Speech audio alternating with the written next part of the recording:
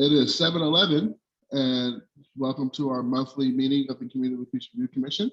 I want to thank everybody for going up. Call to order. Can I get a roll call, please? Sure.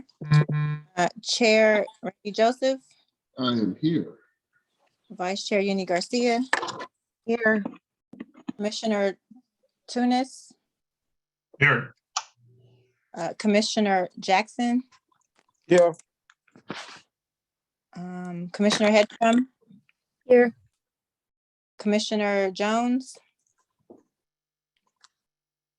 Commissioner Lacey, Here. Commissioner Oscar Garcia. Sorry, here, my mute button. Okay, no worries. Commissioner Diego Garcia, Here. you have a quorum. Just Right. want to, Now for the Pledge of Allegiance. I pledge allegiance to the flag of the United States of America and to the republic for which it stands, one nation, under God, God, indivisible, indivisible, with liberty and justice for all. Thank you. On to the next, any approval of the minutes? no, you guys will have all of the minutes for every single meeting in March. I'm sorry. Okay. But you will have them all and you will have them ahead of that you can review them. Thank you. Dominic, just before you start, Randy, sorry about this. I'm gonna Yeah. be joining with my phone, so I'm gonna be leaving the video. I'll just be Okay. using A12. Okay. So you're gonna use your, what's your number so I can look out for you to make you a panelist? Just the first, 1903. okay. All right. Thank you, Commissioner Diego Garcia. Agenda review. Any agenda review items? One thing need to be moved? Anything to be adjusted? Vice Chair Uni Garcia. Yeah, I'd like to pull item from new business. All right, go ahead. Item 4, the election of chair and co-chair. I don't think that we're prepared to decide who these two individuals would be. I think one of the discussion items of tonight's meeting is important for all of our commissioners to discuss and talk about and decide. I was made aware of a situation that I think deserves to be talked about before we know who the chair or the vice chair will be, because yeah, so I will leave it at that. And then hopefully we can put that on the agenda for next month. Wait, I'm sorry, I'm sorry, 1 second. I'm worried that that Diego won't be able to speak, or because I don't know that, because he's calling in, I don't think he can, I can't put him on the list. Oh, You cannot bring a phone, you're in a webinar, you can't bring a phone caller as a panelist. You can only Okay. do it under microphone. Okay, Diego, you may have to send me chat messages or something to communicate. Okay, all right. I'm sorry about that. Diego, if you're going to participate in the meeting, you're going to have to do it visually. We can't bring you in as a panelist on the phone. And we can't have you communicating in the chat because if the public can't see what you're saying Yeah, to us. Brown Act, yeah. And so we can't allow you to participate via chat. Chair, if I may, someone just, sorry to interrupt, just if someone could send him the Oh, yeah. web link, Yeah. then Yeah, if he can, I he'll did. join through the web link and then he'll be good. I did. I think it's, I think maybe it's his device or something. Okay. Yeah, he was sent the web link and he's connected to his phone. I don't know why. I don't think his phone has video capability, I'm gonna guess. But yeah. So is he counted as here? No, he cannot be here unless he's physically present in the meeting. So we need to try and get him in. If somebody can send him an email or Okay, I'll send him an email. or try and give him a call, Dominique. I can't because I have you guys on my phone. I can't. I have to I'll send him an email. I'm calling him right now to figure out where he's at. Thank you, Yenny. So continue. Any other agenda items that needs to be moved? So Yenny asked to pull it from the agenda. Yes. So that would have to be approved on a motion and a vote. So you gotta create the motion. She's talking to Diego. Sorry, so do I need to make a motion to have this remove them from the agenda? Yes, Yes. Okay, so I make a motion that we remove item. Okay, sorry, let me go back. From new business, section 4 or number 4, election of chair, new chair or co-chair. Do I hear a second? I'll second. That is Stephen Lacy with a second.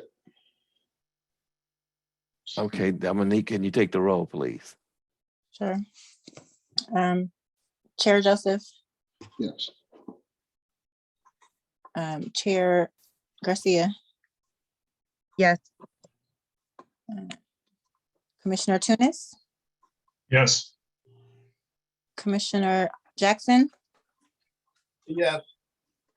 Commissioner Hedstrom, Yes. Commissioner Jones, Commissioner Lacy, Yes. Garcia, Oscar Garcia? yes. No. Commissioner Diego Garcia, he's not back. Okay, okay, so it passes with Commissioner Jones absent, Commissioner Oscar Garcia voting no, and Diego Garcia absent. Any other agenda review items before we move forward? Okay. Public forum. We have, this is an opportunity for the public to raise their hand and talk about any subject pertaining to CPRC or any other thing in Richmond that's not on the agenda. If you raise your hand, press star 9 on your phone, you're able to come up and speak, and you will have 2 minutes. Give it a 2-minute countdown if there's any public speakers. Don't see any. No, I don't see any. Give it a second. It's just probably going.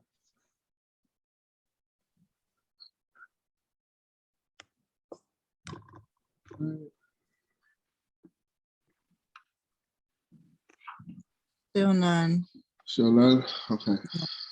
C, we're going to move on to the report of the city council liaison, and that is council member Jimenez. Hi, everybody. Good night. Thank you for being here. So I think like the most important thing that one of the most important things that happened last city council that was last night was the district redistricting. We have a meeting and we heard comments and we were presented with several options. There were 3 maps that were presented that day in the afternoon. So the city council decided not to take a vote and have more time to review the new maps that were presented, but also because the process was that the deadline was on January 21st. Any revise was that deadline, and they were submitting, there were 3 maps submitted yesterday that we allow the other community members or people who did that submitted other maps to be able to have a review. So that is what the motion was made by Gail McLaughlin, and so, Gail McLaughlin did the motion and it passed with the support of the city council. I don't remember exactly who voted no or yes, but you can look at the video. So we will be having another public hearing to get the new maps that, like the revision of the maps that are already there. Is no new maps, it's the revision of the maps that had been already submitted to revise, and then we will have until April 17 to adapt maps for the redistricting. Thank you. Open for questions from the council, from the commissioners to the council member. Councilwoman.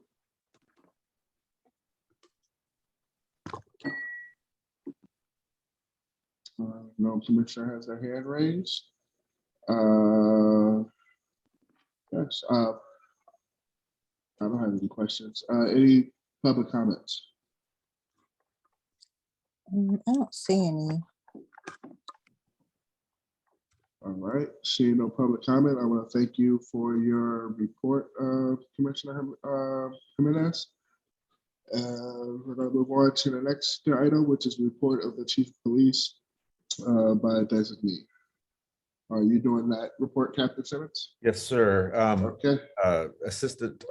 Acting Chief Tyrona regrets he can't be here tonight. He just about a couple hours ago got an emergency phone call from home and has kind of a family situation he has to deal with. So I'll be filling in for him on his report. And then I will pause after his report and wait to give the other half of mine when it's appropriate on the agenda. Or would you prefer I roll right into it? How would you like to proceed? I think just to go by the order of the agenda, just give the chief report. Excellent. Yeah, that's fine. Okay, well, let me start with a question, because I didn't see the email with the ShotSpotter report going out. Did you all get a copy of the ShotSpotter report? I did not know. Okay, so just to kind of maybe let you know what's going on, we just had a switchover of all of our personnel rotating from different bureaus to different positions. That just went into effect on Sunday. I just rotated out of investigations after a 3-year stint, and I'm down on patrol now. So it's quite possible that as we rearranged the collateral duties, which ShotSpotter is one of those, that individual has not had an opportunity to get caught up. So I apologize that report did not get sent to you. I will inquire about that after this meeting, and then I'll send it to Dominique. It's just going to be a little delayed here, and so my apologies on the ShotSpotter report. But I will give you an update on the injuries. So we currently have a total of 21 police officers that are either out on injury or assigned to modified duty. Out of those 21, 5 of them are modified duty, and the remainder of them are completely off work with injuries and restrictions that can't be accommodated with their job duties. So that number is quite high. And our risk manager is looking at ways to try to mitigate that and see what we can do about expediting some of the medical treatment that might be needed for some of these officers, or for others that have permanent injuries that won't be able to return to work, seeing what needs to happen to work through the medical retirement process. But that is the update on the risk management side of things. Chief Tyrona mentioned during the last meeting that he was going to start providing kind of an overview of use of force statistics each month. So there's 2 parts to this that I want to talk about. The first one is, I recall some months ago, we talked about a new vendor that we were going into contract with by the name of Police Strategies. So Police Strategies is a third-party vendor. And if you already know what I'm talking about, just bear with me here. It's a third-party vendor that analyzes the department police use of force and puts it on a public-facing website that allows you, the user, to actually manipulate the data to get what specific information you're looking for. So in addition to the the high level overview of just kind of use of force stats with a little bit of context that I'll give you in this meeting, you all will soon have access to the police strategies, and I'll give you the website too, so you have it. So I encourage you to go onto the website now, because there are several police departments that already use this platform. San Jose PD uses it, Vallejo PD uses it, Daly City, and then a few others that are outside the state. But you can start to get familiar with it, and it really walks you through where it breaks down, allows you to see age groups that are affected by police use of force, race, demographics, what kind of force. It puts it all in context. So based on the police reports and all the other investigative data, it collates it all and allows you to see what were the circumstances around why force was used. In other words, was there somebody resisting? What kind of resistance? What kind of force was used? Was there injuries? And I don't want to go into too much depth with it, but I encourage you to manipulate the information that you have access to now, see how it all works. And we are in the process of setting up ours as we speak. The vendor has access to all of our information now, and it's being reviewed. And as soon as we get ready to kind of go live, I'll give you guys a heads up so you can start to really look at it before it's live, and then we'll be ready to go. But the website is policestrategies.com. And then right there on their homepage, you will see the various departments that currently use the service, and you can click on any one of them and start to manipulate their data and get used to it. And the other cool thing about this is it will allow you to compare apples to apples. So if you want to compare Richmond PD to, say, Vallejo PD, if you want to compare Richmond PD to San Jose PD, or any of these others that are on there, you can look at cities side by side, look at their calls for service, what kind of calls they're going on, and all of that. It's really rich, full of data. So I want you to know that's coming. But in terms of our use of force summary for the month of January, we had a total of 5 use of force incidences in the month of January. Out of those 5, let me break them down for you here. 2 of them included canine contact. And out of those 2 that included canine contact, a brief kind of synopsis on one of them. Where is it at here? Excuse me for a moment.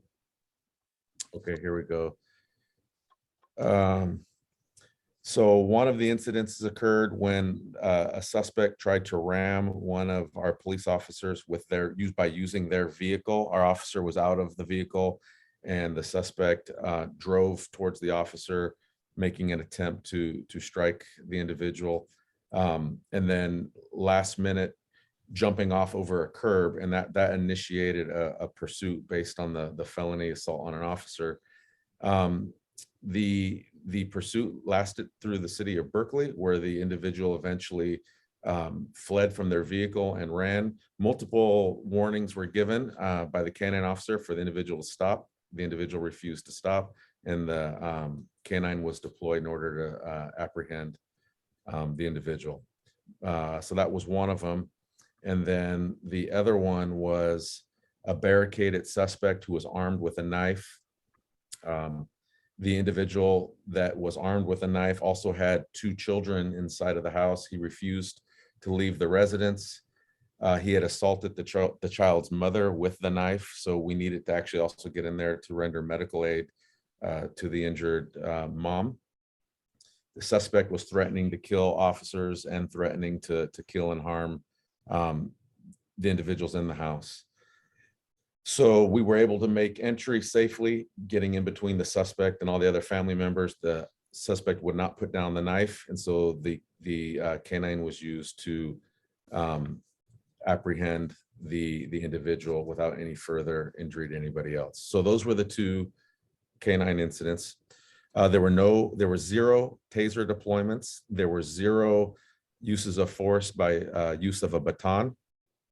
There was 1 body force. That just means using a hand as a means of force in order to take someone into custody. 1 use of a wrap.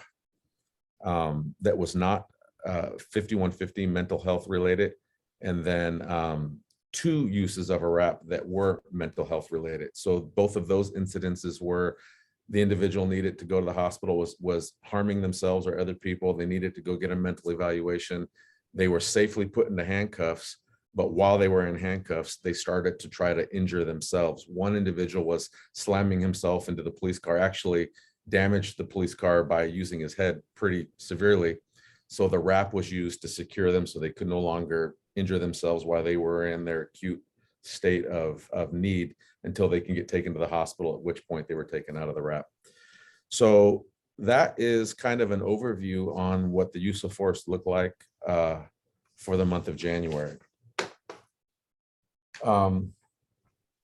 We are continuing to recruit. The police chief, Chief Tyrona, recently gave 2 conditional offers of employment, one to a lateral police officer that we're excited about, and another one to an academy grad. We're excited about that one too, because that will be an officer that we won't have to pay for or wait for to go through the police academy. They're already graduated from the police academy, so they'll just have to go through our 6.5-month training program here. So those are going to be 2 new additions to our staffing levels. I have been notified of about 3 officers that are currently in background with other agencies right now that we anticipate to be leaving us in the probably in the next 30 to 45 days. So that would conclude my police chief's report, and then I'll get into the violent crime and the crime stats when it's my regular report. Thank you. Do I have any questions from any commissioners? Vice Chair Udi Garcia. Since now there's hello, thank you for the information, Captain Simmons. Since there is a change in, who's going to be doing the analysis of data or the reports, is it possible for me to send you over what the ShotSpotters report looked like in the past? Because the recent ones, and it wasn't Lieutenant Smith, it wasn't his fault. I mean, he tried to give us the info, but it wasn't in the format that we're used to, and that was more clear. And so I don't know if it's okay that I email you what those looked like before. I'm perfectly okay with that. Is that proper? I don't know if there's something. I just want to make sure that it's okay if I mean, Bruce or Dominique, is Dominique here? Should I email it to you guys and then you send it over to Captain Simmons, or how do I work that out? You can. Send it to you? Or, yeah. Or send it to him? Send it to me. I'll make sure. I'll send it. Okay. Yeah, and I'll work with Commissioner Garcia. I'll work with our crime analysis person to get it in the format that best displays the information that's most applicable for you. So that'll be great to have. Okay, and I have one more question. When you mentioned the partnership with this police strategies, yes, ma'am. What's the timeline you're looking at to actually have information uploaded with real-time info, right? That we can start. Yeah. So council has already approved the contract. The vendor has been paid. So kind of the back end logistics of handling those things have been taken care of. I spoke with the vendor today before this meeting, and the vendor has access to our Blue Team data. They're waiting for another data set, which is a lot of our police reports. That's in progress right now. We're getting those to them now. And speaking with the vendor, he's hoping that it's about a 30-day time window once he has all that data to get it into their system, to have it push out the analytics that will be public facing and allow them to see everything. And the thing that's the only issue, and I will tell you, the only issue with it will be is it's an annual update, right? So you're going to be able to go back and see 5 years, where so from 21, 20, 20, 19, 18, 17. So you'll have access to 5 years back. So you can do all kinds of comparative data, manipulate it however you want for the 5 years. But the next update in that system for us won't be until the end of 2022. So these little updates we're giving now are going to be important to kind of keep you guys up to date for the month to month. And Chief Tyrona is committed to continuing to provide the use of force data and synopsises and things of that nature. But for the real detailed stuff for you to actually manipulate, it's going to be on an annual basis. But we're hoping in 30 to 45 days to have something up and running for the past 5 years. Did that answer your question? Yeah, so I mean, it sounds like the end of March or middle of April, maybe we'll be able to. So April is our target date. Okay. The vendor doesn't want to make any commitments, hard commitments. Mhm. So it's a goal. We're hoping to get there by that point. Yeah, okay, thank you. Commissioner Hexter. I just wanted to say thank you for that use of force report. That was really great to hear that. And I will be delighted if Acting Chief Torona will continue giving those reports every month. I applaud you guys for doing that. Thank you. He absolutely will, and I'll pass that along to him. Commissioner Oscar Garcia. Yeah, thanks for that as well. I really appreciate that. I had a question. You mentioned 3 officers were potentially or could potentially be taking positions with other agencies. Yes. If we were to lose them, what would be the headcount in the police department again? So, Do you know that offhand? yeah, I do. This is the nice thing about doing this meeting in my office.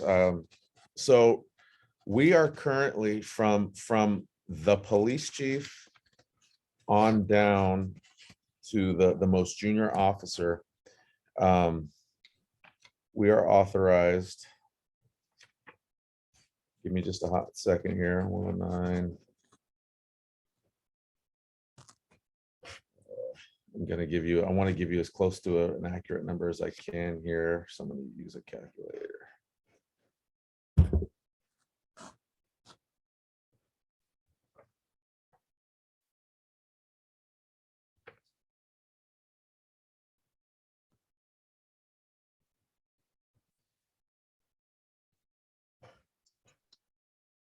We are authorized, looks like, according to our chart here, right around 150. And with that 150, we currently have 2, 3, 4, 5, 6, 7, 8 vacancies, and then the 21 that are out on injury. So that puts us down to a total of, from the chief on down, 121. about 120, or maybe even a little less, because we have a few out that are on admin leave right now. So we're looking at maybe like 118, 119. But that's, again, that's from management on down. And you said 18 or about 20 were on injury lists? 21. Oh, 21. Yeah. Okay. And then All right. there's Oh, two sorry. or three on administrative leave right now. Okay. Thank you. Councilmember Jimenez. Yeah, thank you for the report. I have a question about the 5 year. You say 5 years. Why 5 years and no more? That's because that's in the contract of the vendor. That's as far back as the vendor themselves will go, because they're the ones doing all the data analytics and polling and scraping, and their system can only manage and handle a 5-year query pool worth of data. So when you look at all the departments, the furthest back any of them will go will be 5 years. Oh, thank you. It's the limits of the service that they provide. Thank you for that. Any other questions for Captain Simmons in relates to the beginning of the report? We see we get to. Any public comment? Someone's asked a question. Helen Burks asked, what is the estimated timeline for implementing the partnership with police strategies? Yeah, I was answering earlier, but go ahead, say it again, Captain Simmons. So we're hoping for like April is our target date, but we can't. The vendor won't commit to an actual date just because the time it takes to do some of the front end analytics before they can get everything uploaded. But in talking with him today, we agreed we're going to try to shoot for April, but you know, as we all know, sometimes things happen and things can take longer than we anticipate, but that's what we're working towards. I don't see any more questions in the chat. There's a hand raised in the audience. Was there? Oh, okay. Oh, that was Helen Burks. See if I can. Go ahead, Hello, Hel- Captain Simmons. Thank you for the report. And yes, Yanni, thank you for also asking that question. I just had a small question, which was with the capacity with 5 years. When an additional year gets added, do they maintain the previous years, or are they at capacity of only displaying 5 years at a time with their setup? So my understanding is 5 years is the maximum. And even as I'm looking at like other, the other, like right now, I'm on their board right now. So some of the cities actually have gone back further than the 5 years. And I'm going to have to ask them how they've done that, because in my conversation with him today, it was 5 years back was the maximum. So maybe that is, to your point, maybe that is the fact that they're able to retain and hold the data moving forward. I would have to really ask that question with the vendor to really give you an honest answer to that. I don't really know the answer to that question. So I could look into that and I can email Dominique and she can send that response back to everybody. Thank you. Any other public comment? Not seeing any more. No, no Seeing questions. none. None. Thank you for the chief's report, Captain Simmons, and we'll see you in a few. Next up is the report from the RPOA, the Richmond Police Officers Association, and that is Ben Terrio. Good evening, police commissioners. Ben Terrio, president of the Richmond Police Officers Association. A lot of things are really not to beat a dead horse, but more to just piggyback on what Captain Simmons said. The staffing issue, again, continues to be a problem. And I'll go into that in a second. I mean, I want to address a couple things first. I've been kind of gone from the public sphere for a couple weeks based on personal things that I'm doing, or from the Richmond political sphere. But I want to bring up and mention Mike Parker, who passed away a few weeks ago. And although Mike and I never had a dull conversation, I would say. We never had a dull moment or a dull conversation, and we didn't always agree on everything. I did very much respect Mr. Parker, and we had many good. So we had some good walking and talking conversations, and I know he had battled for a long time, but I definitely wanted to put that out there. My thoughts on Mr. Parker, and then to follow up also just on council for the past couple of weeks. The issue about talking about retirements, this is something, this is the problem we have here. The perception is that the city council, whether individuals or as a whole, do not support their police department. And that can be argued, one way or the other, but it's a problem.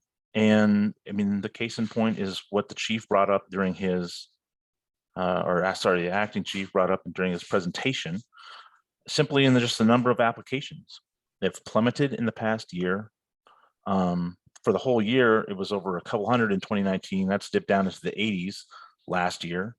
I can tell you that when I was hired in the Chief Magnus era, that in the quarter, just in the actual application period, so not in a year, there was probably 400 to 450 people that I competed against for a few police jobs.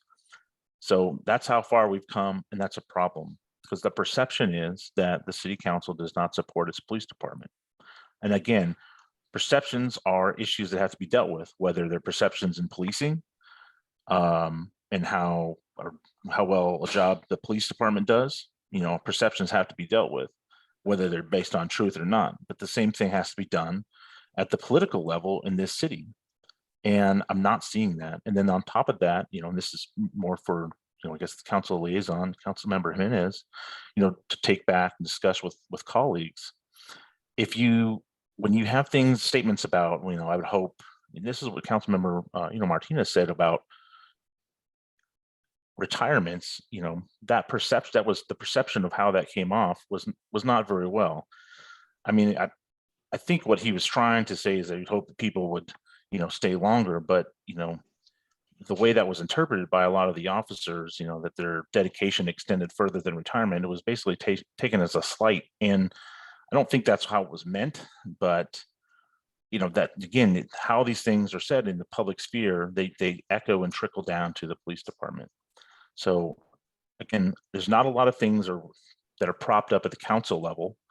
You know, there was one thing done last year to kind of prop up some of the work that people did, but those types of things would go a long way to make the perception that and the actual reality of working at Richmond PD as a better thing. And I'd like those things to be uplifted. We're coming up in December on 30 years where 2 officers were killed during a response to a domestic violence incident. I would like to see those officers honored with a street sign or something. And I'm sure their family members who are still surviving and alive would like to see that as well. That's something, you know, I'll just throw that out there as a thing to take back to council. But quite frankly, the bottom line is this: the police officers are not recognized. And I would just go on and say a lot of city staff is not recognized in general. And that's a problem because the perception is here that what staff does or what, you know, people who have jobs here is just not put up on high. And that perception has to be changed. So I just wanted to highlight that. Our reduction in staff is a big deal. And then just getting people in the door is also a really big deal. I just want to share my screen really quick on hiring challenges. This is something that was brought up during the presentation to the council. And I want to show something down here at the bottom, you know, Richmond PD, no hiring bonus, but training people who start off here, training pay. So trying to get people in the door here, we are out marketed, we are outbid, if you will, by all our surrounding agencies. So when we try to go out and recruit people in police academies, et cetera, one of the main problems is this is a huge problem right here, this starting trainee pay. And if we were just to do a simple move, a simple HR move, and then a personnel board move of just bringing those people in at a higher level of what a police officer makes, because if they get hired in 6 months, they're making what a regular police officer makes. So it's not some jump, a huge, you know, it's not a huge cost. It's a very small cost, but it goes a long way in actually getting people to come through the door, where we're getting beat out by all these other places because people look at the money and they're like, well, shoot, I can start here and then this is my training pay while I'm in the academy, as opposed to, you know, just the places that are listed here, comparatively speaking. So that's something that's really important. And, you know, this HR department, you know, could easily put together at council's request and make a change to that. We've asked them to do that several years. I've asked people in the police department to make it happen. And it runs dead when it comes to City Hall. So that's a simple, easy fix, because no one, like, you know, it's easy to complain about things, but just something trying to bring a solution that would go a long way to fixing, I think, a lot of our problems of, you know, we're going to have a lot of retirements. We're going to have a lot of people leave just based on retirements and then injuries, things like that happen. But this is an easy way to fix our problem, or at least, you know, patch the problem. Again, try to increase the perception in the police department of support. I think would go a long way, but also trying to get people on the front end, so we're not getting just crushed by people who would, you know, rather go to other places simply because of the money on the front end, which is what gets bumped up regardless after the fact. So anyways, those are just a few things I want to highlight. They're easy things to solve a problem. They're very cost prohibitive, not a hard ask. And yeah, I would just ask that that message get passed along. I don't think that was the council member's intent, but it did come off the wrong way, and I've had a lot of feedback on that, and I don't think that's what he's trying to say, because I think he thinks that, I'm sure Councilmember Martinez thinks that everyone deserves a, good retirement and all, et cetera. He's a public employee, former public employee himself. But I don't think it rang the right way. And we need to work on all those things, because I can tell you what, people in this police department, they pay attention to everything, and they're watching and listening all the time. And then people who look to come here get told the same thing: watch council, look at the police commission. They look at all these things and how, the sphere in the universe, and then they make decisions based on that. So that's my report for tonight. If anyone has any questions. Before I get to questions, I just refrain people from using the chat. Like I said before, if you have a question in the audience, please raise your hand and you can ask their question during the comment, but please refrain from using the chat. Thank you. Questions? I see Vice Chair Uni Garcia. Go ahead. Thank you, Ben, for that report. I do want to say that, I hear what you're saying, that, officers hear the council, they potentially see our meetings. And, if I'm looking for a job, obviously I will get discouraged if what I'm hearing, will be the place where I'm going to be working, or my boss, and, this is happening. But I also think it's fair to say that this commission and commissioners, we have worked really hard to build a relationship with RPD. I remember back in the days, we didn't have access to anything. We weren't allowed to see not one single thing of nothing, really. It was very limited. And, I do want to say that, thankfully we have different people in RPD now that are willing to work with our community members, that are willing to work with us in the commission, that, if we're asking for data, I can't say and uplift RPD or things that are being done, great, if I don't know what's happening. And so that's been an issue in the past, where the relationship that we had with RPD wasn't as good as it's getting, as it's becoming. And so I do want to say, and maybe that this is the start of saying that, we just had a meeting the other day with Captain Simmons, Acting Chief Toronto, yourself, Randy. I can't remember the last time that the CPRC chair or vice chair ever had such meeting.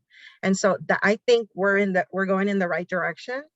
I think it's also going to depend on RPD side to work with us when we're asking for things, data and whatnot, to really work to answer the questions that our community members, but also that us commissioners that we have. And so, I appreciate that you are all willing and have kindly accepted to have this working relationship, right? And so I think it's the start of something good. But, also repeating things that are negative doesn't help, right? So, I don't know, this whole issue with Martinez, that has nothing to do with us here. And so we also need to, continue to uplift where it needs to be and share data. And I'm happy to keep working with you all to make sure that that happens. But I did want to say that, because it's not just what the perception and what people say, but it's also the work that as a commission and you all as representatives of RPD are doing and working with us. So thank you, Captain Simmons, for allowing us to work with you.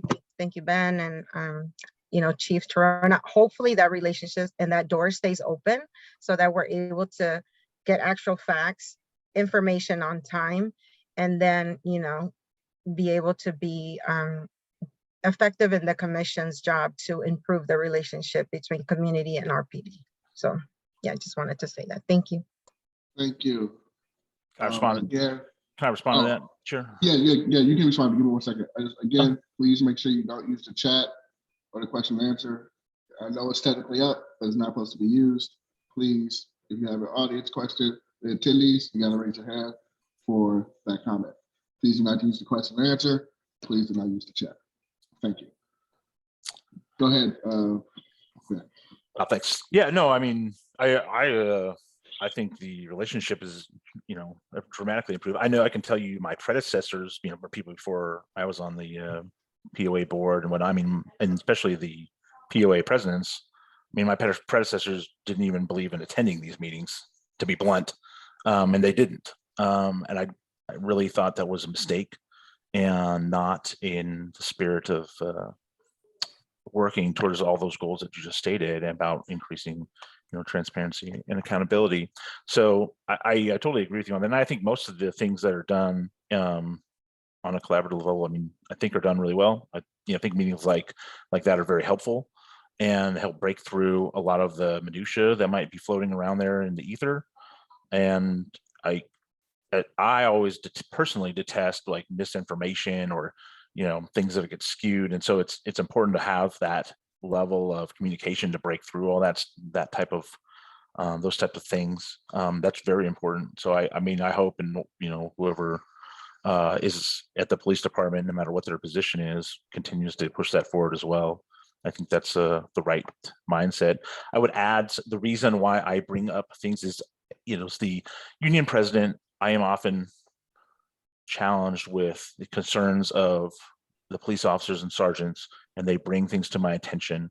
And then there's, certain forums and things for me to try to extend their voice. That's my role as the police union president. And so that's what, I'm charged and tasked with doing. And so that's why I try to elevate the thing. But at the same time, I want to, elevate solutions as well and push those to the forefront. And so that's why I, at times, if I'm going to, I definitely don't bring up everything, negative that I ever hear, but there are times when you have to bring certain things up. And I mean, again, the statement was, he's like, I was hoping to hear that, officers' dedication extended further than retirement.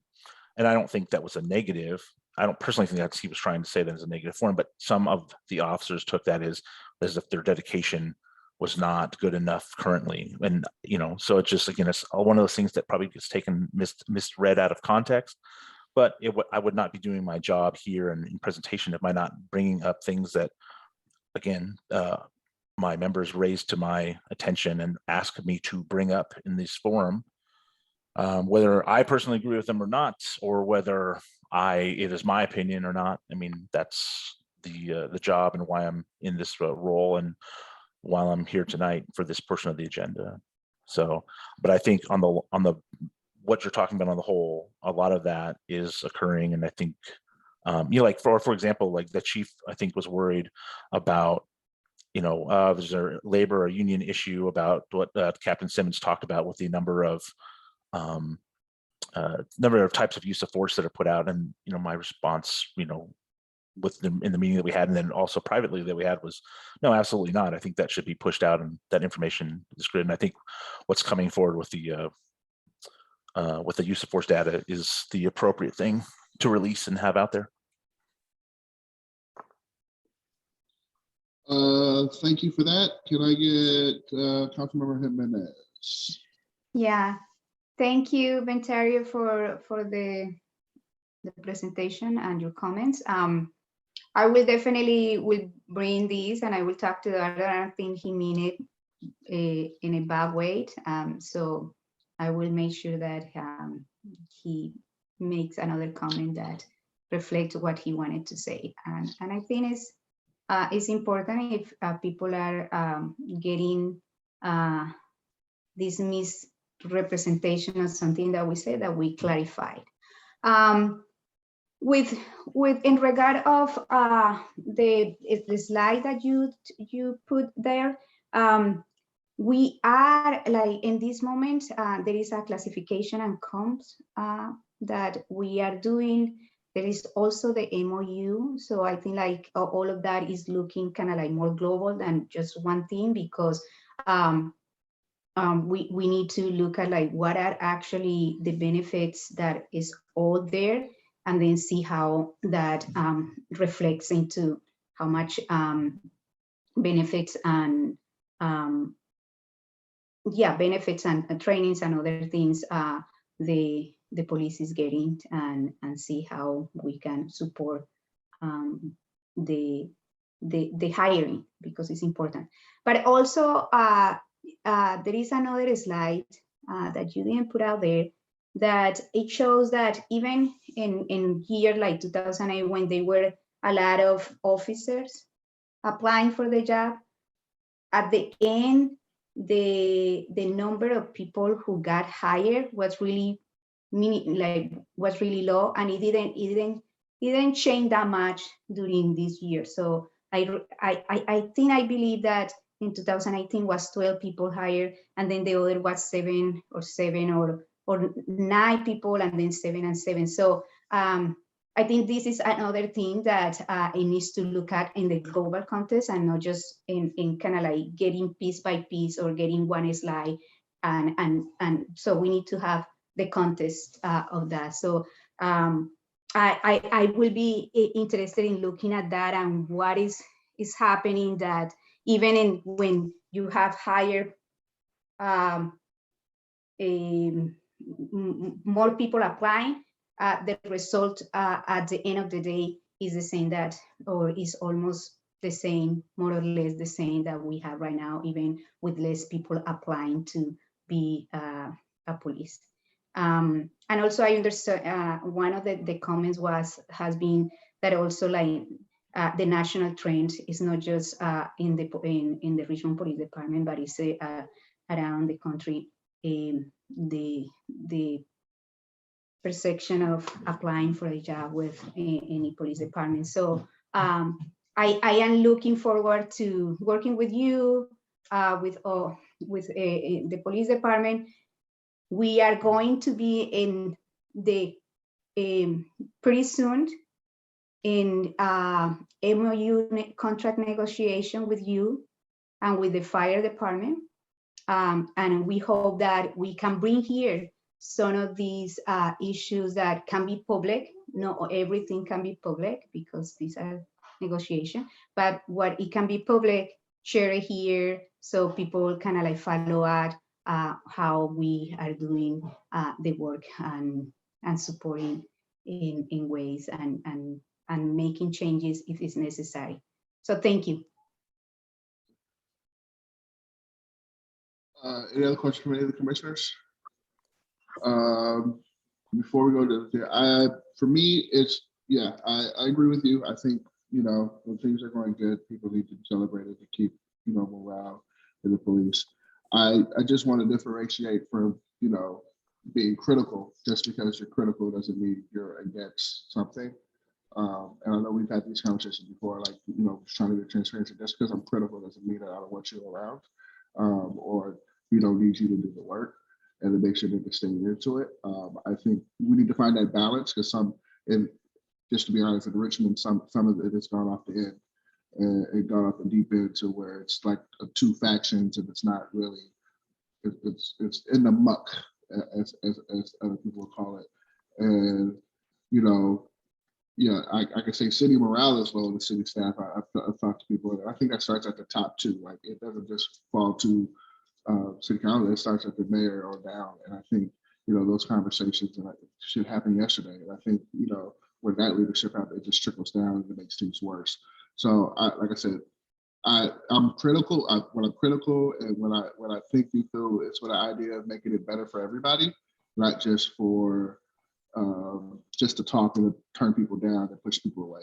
And I think even with conversation with you, I've had conversations with Captain Simmons, I've had conversations with people, it's never to like, oh, it's to ask questions. And like, I don't have all the answers, or to try to figure something out before I make it come to an opinion, come to a subject, or come to something and try to figure out the answers. But it's being critical to want to see change and want to see things different, just from living experiences that I've been through. And like you said, other people, you see it from another part of the building, I see it from another part of the building, but I believe that you guys want the same thing that I do. We just come from different parts of the streets. I'll go to Commissioner Tunis, who has his hands up at this off. Yeah, I just wanted to add for Claudia, for other stuff to take back. It'd be good to see, again, I don't get all the information that tells me when certain things are going on with the police department, but I think city council does. When they're doing promotion ceremonies and things like that, it'd be nice to see some of the city council there. saw a lot of families, which is natural. I would imagine that, but I caught that online and I thought it was very moving. And I think that, you know, some other city government being at those kind of ceremonies would speak a lot of power. Thank you for that, Commissioner Tunis. We got public comment. Could I just respond to one thing, Chair? Yeah, go ahead. Go before you go. Yeah, no, I appreciate that. I would push back a little bit on where we are at nationally. I think it's easy to throw that in. There is a national recruiting problem that is definitely out there. But I would say that just keeping it 100, it is very different for us here.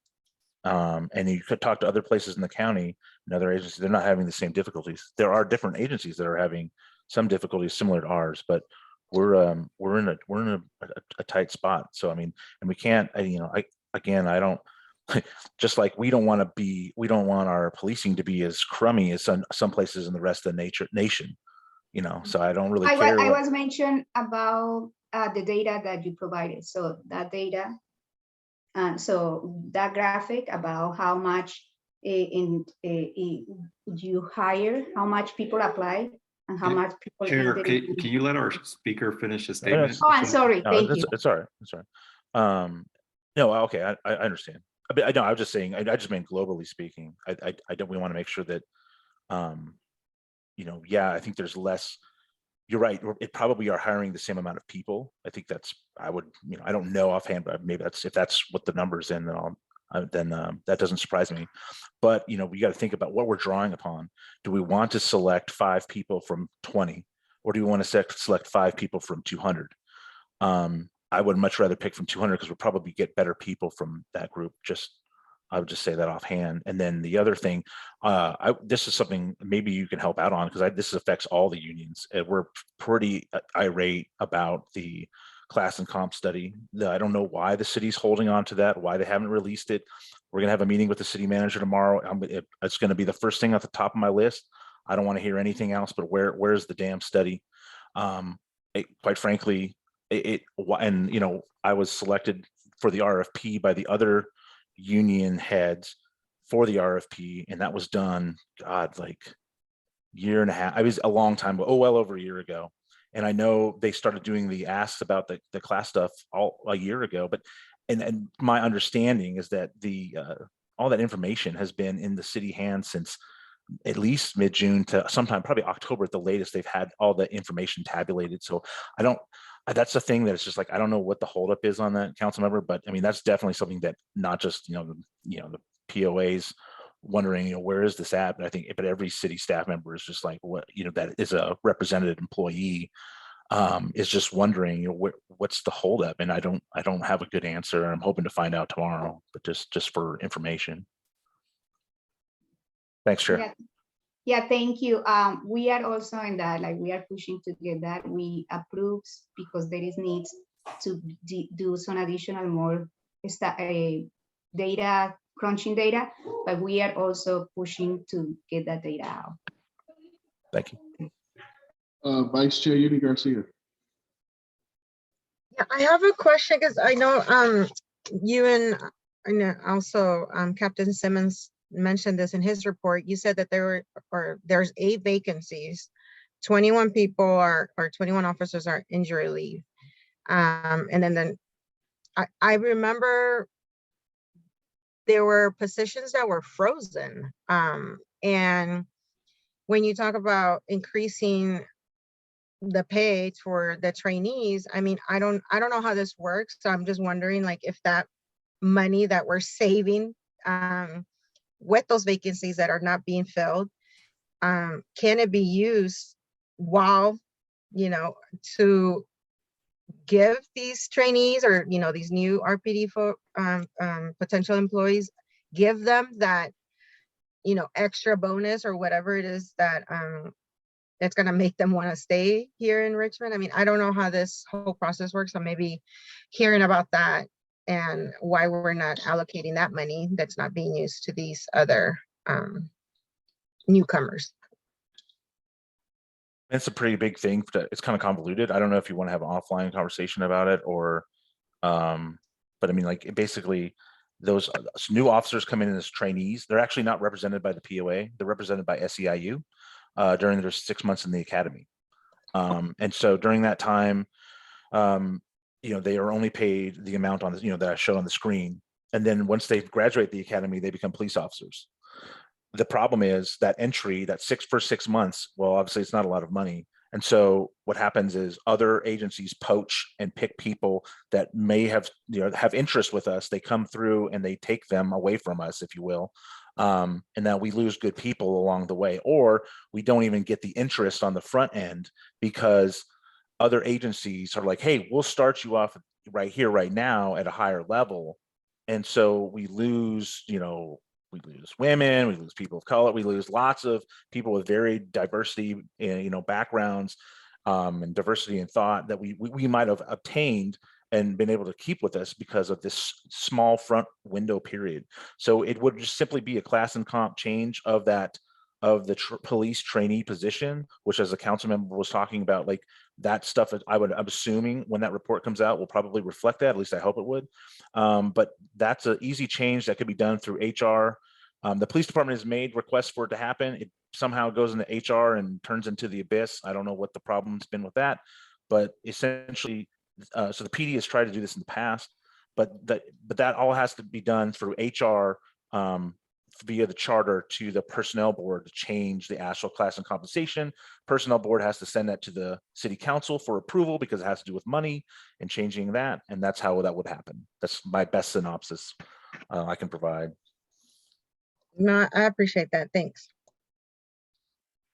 All right, public comment. So there are 4. I'm gonna go in order of how folks raise their hands or ask or enter their questions in the chat. Sarah Cancer, let me give you permission. Hold on, I'm trying to multitask here. Okay, Sarah, you have 2 minutes. Thank you so much. Really appreciate it. Hey, I'm Sarah. Y'all know me. Ben, just wanted to thank you for calling out Mike Parker and his life and his legacy. That really means a lot. And thank you. And yeah. And I also wanted to uplift the need for the comp study to be completed immediately. I think that we're all aligned on that. Yeah, just join you in like encouraging city council to push on that as much as they can. And similarly, in terms of data, I'm wondering, you say that there is a nationwide trend in number of applicants and like a decline in applicants across departments nationwide, but that Richmond is experiencing more of that. And I am just curious if you have any data around that you can offer, or if that's something that you could come back and provide just so we can like get a picture of how different it is. Thank you. Thank you. Okay. Sorry, hold on. Next we have Helene Burks. You have 2 minutes, Helene.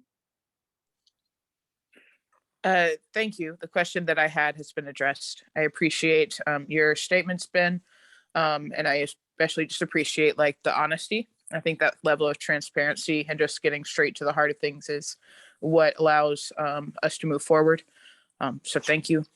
And I think Councilmember Claudia, I do appreciate you wrapping back with Councilmember Martinez around his statements.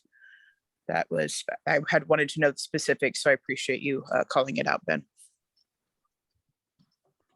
Thank you. Next we have MacBook Pro. I'm sorry. You have 2 minutes. State your name for the record. Yes. MacBook Pro. You can come back. Next we have Marisol Cantu. You have 2 minutes. Hi, can you hear me? Yeah. Hi, Marisol Cantu. I am a third generation Richmond resident and a member of the Reimagining Public Safety Community Task Force. First, I just want to thank Ben for his presentation and definitely for honoring Mike's strong legacy. I do have a couple of concerns around blanket statements that the RPOA president had made, which really pointed the city council as the driving force for the lack of applicants in RPD.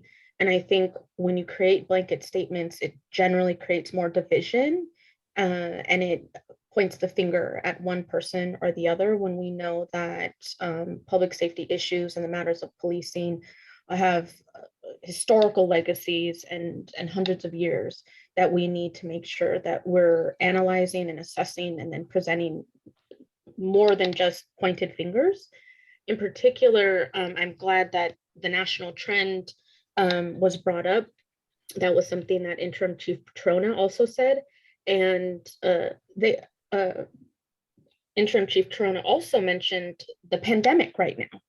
And so it's not only a national trend in the middle of a pandemic and the historical legacy of RPD that some of the commissioners have talked about, that there is generally, there's distrust in a lot of communities.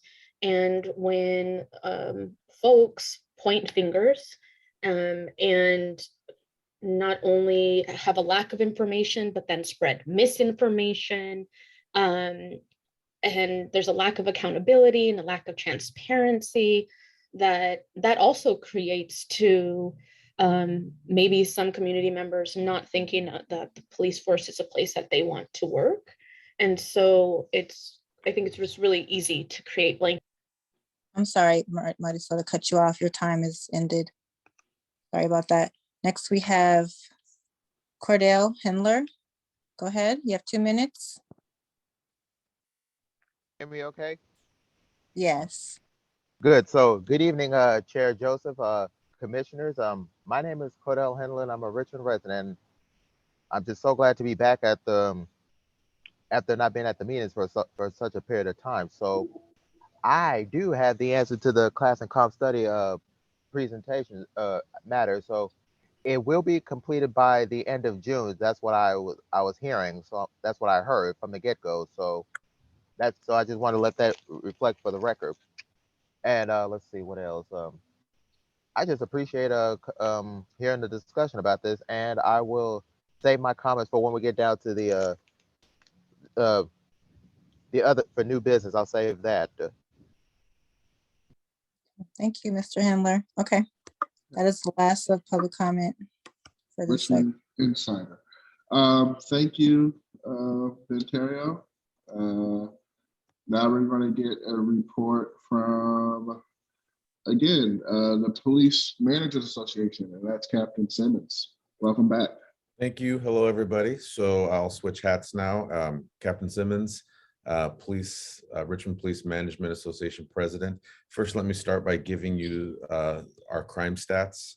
So I'll start with our violent crime. This is for the month of January, and I'll compare it briefly to the month of December, the month before. So in the month of January, unfortunately, we did have our first homicide of the year. That is an active and open investigation. And that reflects one homicide more than we had in December. We had 0 in December, we had 1 in January. Aggravated assaults total, in December, we had 17, and in January, we had 16. So that was pretty much a stagnant. Those are felony assaults. They include assault with a firearm, and then all other assaults, like any assault that would give you great bodily injury or would give the victim great bodily injury. Assaults with a firearm in December, we had 4. In January, we had 3. Other assaults with great bodily injury, we had 13 in December and 13 in January. Those are all also open investigations right now. Robberies, in the month of December, we had 25. In the month of January, we had 26. So we had 1 net increase robbery January. Armed robberies, which would be a knife or a weapon of some sort, to include firearm. We had 13 in December, 12 in January, so pretty much stagnant there. And then strong arm robberies, which are mostly our street robberies, purse snatches, things of that nature. 7 in December, 5 in January. And then all other robberies, those can be what we call Estes robberies, people that go into stores, steal things, an employee tries to stop them, and they use some kind of force or fear to overcome the employee's resistance and escape with the items. That's an example of another type of robbery. We had 9 of those this month, which was up from 5 in December. Our sexual assaults, we did see quite an increase with sexual assaults. In December, we had 6, and in January, we had 10. So our Family Justice Center detectives are aggressively pursuing many of those. A couple of them, I think we've been able to close. The others are open. So that is reflective of our violent crime for the month of January. And I did wanted to give a comparison to December. Property crimes, just really briefly. In December, we had 44 burglaries. In January, we had 45. So that was pretty stagnant as well.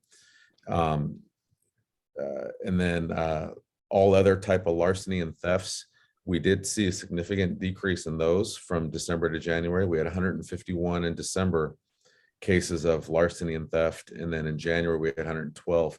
But that is typical because December, we get a lot of porch pirates. People are ordering Christmas gifts, Amazon, things of that nature. Items are left on people's porch, and you got people that just want to ruin everybody's Christmas by driving around and stealing things off the front porch. So that's why you see kind of an exorbitant number in December and more of a regular stagnant number in January of 112. We had 110 stolen vehicles in the month of December and 86 stolen vehicles in the month of January. So we saw a reduction there. In December, we had 1 arson fire. And then in January, we've had none. So that is kind of a brief overview, high-level overview of what crime looked like in January and December and comparing the two side by side. So that's that. Moving to the management side of things, I also wanted to uplift, just like Ben, Mr. Parker. I also have had many spirited discussions with Mike. Mike, regardless of how you felt about his viewpoints, you always walked away feeling challenged. You always walked away feeling like you had other angles to think about, other ideas to think about. And he really helped to broaden perspectives, and not just my own, but Mike was also open to his perspectives being broadened and his ideas being challenged. And it really was always a great two-way street. And so his life definitely mattered, and he definitely left an impact, an imprint on the community of Richmond. So he will be missed. On a positive note, yes, we are struggling with staffing, but I think I mentioned it last month and I want to mention it again. We just launched our new deployment year for 2022 on patrol, effective this past Sunday. And it feels really good as the patrol commander to be able to look at all of our patrol teams, which we have 5 of them, and see that every patrol team has a lieutenant watch commander staffed. Every patrol team has, all but one have 2 supervisors, 2 sergeants working the teams. We do have 1 vacancy on our senior day shift, but it's always nice to start the year this way. So now the challenge will be, let's see how far in the year we can get and maintain this without there being some kind of holes due to either illnesses, injuries, or people leaving. But on the high note, we're starting solid. Patrol looks good. I can't say the same for our investigations bureau. They're kind of limping on a leg. A bunch of units have been consolidated into one. So instead of having a bunch of specialty units investigating specific crimes, we have a general crime section, we have a homicide section, and then we have a domestic violence and sexual assault section. So there's less detectives doing the same amount of work, which means they have to really pick and choose which cases they dig into and investigate. So patrol is strong, investigations not so much. That is a concern from a management perspective, but I will say Chief Tyrona's decision to move resources to patrol from a management union perspective is the right move. When our citizens call 911, they need to have officers that respond. And that is the patrol is the critical backbone part of our organization. It's also the forward-facing part of RPD that most people interact with. So having a strong, solid patrol bureau should be the priority of every department, and it has certainly been the priority of RPD. So I'm happy about that.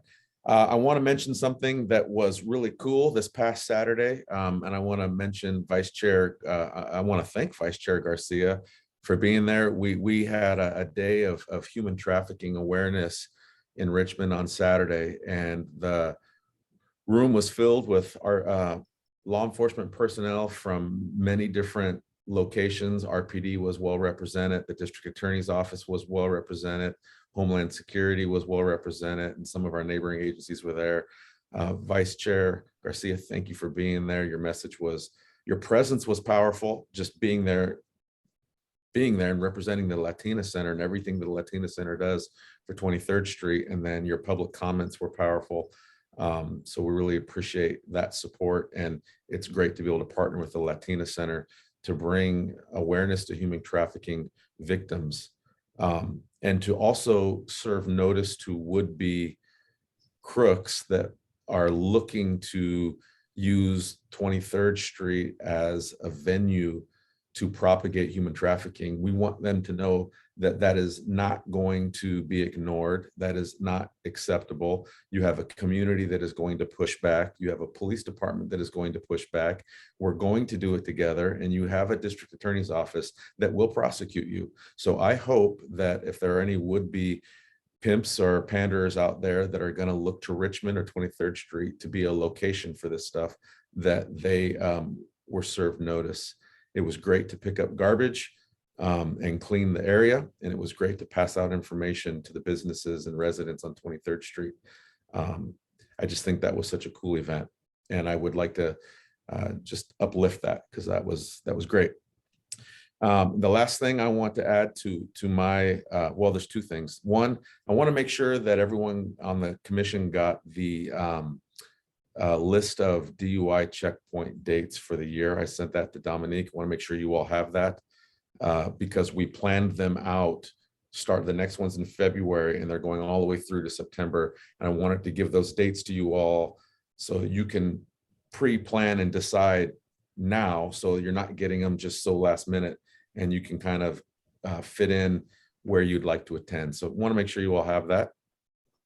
And then finally, I've been in communication with a couple of you with regards to helping to get the rebuilding of the Booker T. Anderson Community Center built. I know Chair Joseph is very interested in that, and I know Commissioner Lacey is very interested in that. And I'm sure you're all interested in that, but the two of them have really stepped up to express a desire to partner with the police department and myself. So I'm just kind of publicly saying that's on my #1 list of things as the patrol captain, to really see if we could all kind of work together. That community, I didn't realize just how important that community center was to the youth in that community and to the seniors in that community.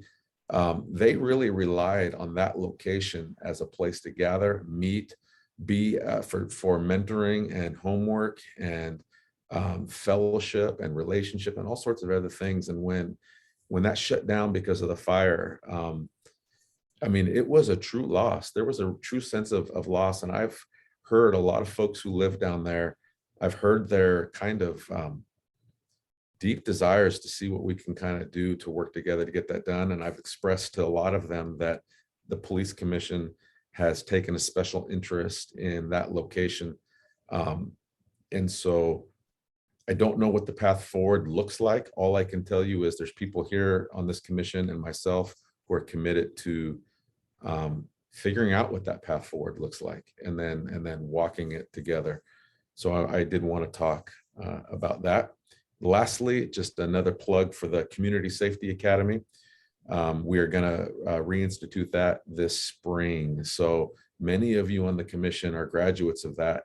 And that's actually where I forged great relationships with many of you, started there and have grown and been built to what we have now together. So spread the word. When I get a hard date for it, I'll make sure you all know, but start getting into people's ear now about that event so they can kind of start to process in their own minds and families what it would look like if they decided to attend this spring. And that concludes my report. Any questions from commissioners? Vice Chair Ian Garcia.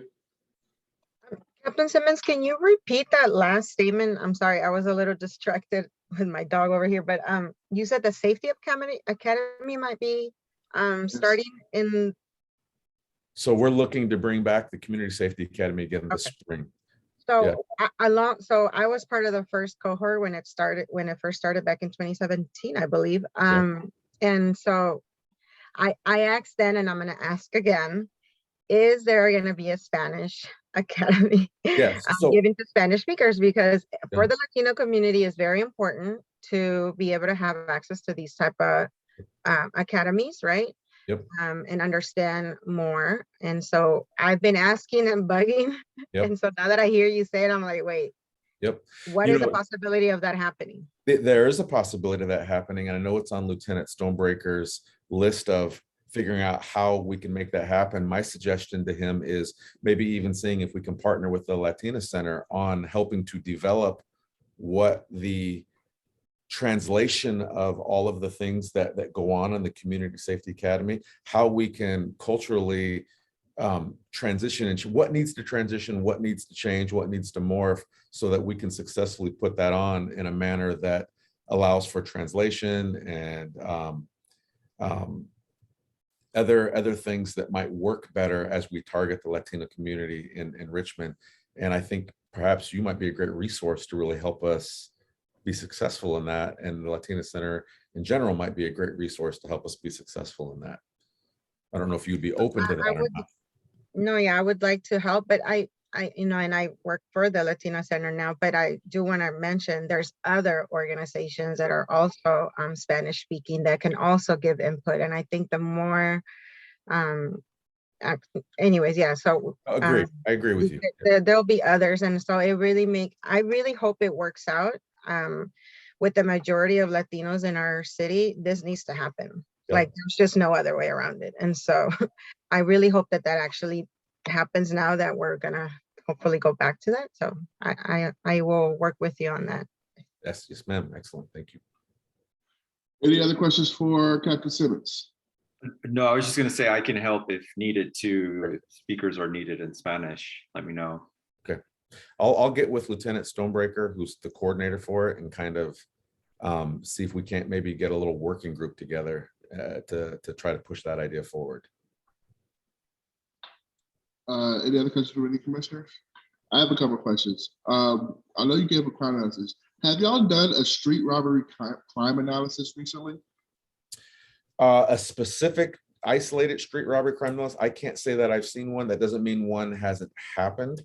But I'm not aware of one. One has not come across my desk. Okay, I want to bring to light that one of the RPD officers on Facebook put that there's a street robbery crime analysis on Facebook, and for me it came out of nowhere. And then it was talked about it in increase in street robberies around 23rd and Gaynard and Richard Bart Station. Talked about street robberies in Santa Fe. Talked about what time most robberies assume, who was being targeted, and then pretty much at the end of it, put suspects or black males between 25 and 30. So my question was that on RPD's Facebook page? Where was that? It was one Captain Wale. Oh, YA's Facebook page. Yeah. Okay. So he's now our new investigations captain. So I don't know about that. I'll have to check with him and find out. Okay, yeah. That to me, like, that lead kind of thing, like to hear that last thing, like, and when all people pulled from it was that black people are targeting Hispanics, and that you can come across as something that can fracture the community in and of itself. And I wanted to know, where did that analysis come from? How did they come back? Where are the statements, the facts around that before coming out with something that targeted and gets shared? So that was something that caught me a little off guard, thinking that will come here, and it didn't. So that made me question, did that even happen? So I would like more information about that. And I just saw it recently. I would have brought it up when I saw you guys, but I literally just saw it yesterday. Okay, and I haven't seen that at all, so thank you for bringing that up to me. Yeah. Okay. Thank you. A lot of things, and I totally brain farted because I've been up since 4 o'clock this morning. I know the chief did intern chief did a coffee with the chief or lunch with the chief. I forgot what it was called, and there was a particular chart which showed charts that showed crime in the city. But it was weird because it showed 2021 first, going 2021, 2020, 2019, 2018. And I wish I could share that with you, but it made the chart look weird because it made it look like crime was increasing if you didn't look at it. Mm-hmm. And we talk about making sure that data is representative and it's transparent and you can able to read it, to make sure that if you do a chart, I've done math for a long time, there's no way in hell I would do a chart like that. Mm-hmm. So wondering why would that chart come from that way? How can it be fixed to better accurately show the data, and so the community gets the thing? Because somebody took it, the first thing was look at crime is going up, but they're not looking at the axis to see that actually it's going down. It's just backwards. So, and it wasn't really mathematically the way a normal person would do a chart. So for me, it was just making sure that information gets done correctly, because it's important that people see what's happening in the city, but done in the right way so people can understand and see it. So that was something just 2 things I wanted to highlight.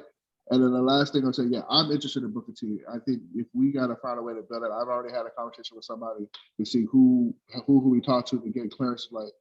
We're not looking for you to fund the money. We'll figure out a way to do it, because I know young people that need a place to go, especially in these times with COVID and stuff like that. And there's less and less places for kids to have fun in this city. And that's where kids feel safe, and we need to increase that more. So anybody in the audience, anybody in it, I feel that's a part of public safety as well, is making sure that young people have a place where they feel safe and wanted, and they can go and feel safe. And I think that's something that I'm 100% down for. Just tell me when to show up, how to show up, and where, and I'm there. So I'm totally committed to that. But I wanted to highlight those 2 things that they came to my attention, that we can get something. I will, to your first point, Chair Joseph, I will communicate with the chief when I see him next about that chart to see, let him know that, see what we can do to maybe get that fixed. Yeah. Okay. Thank you. Any other questions for Captain Simmons? All right. Any public speakers? Yes, there are 3. Okay. First one is Lisa Johnson.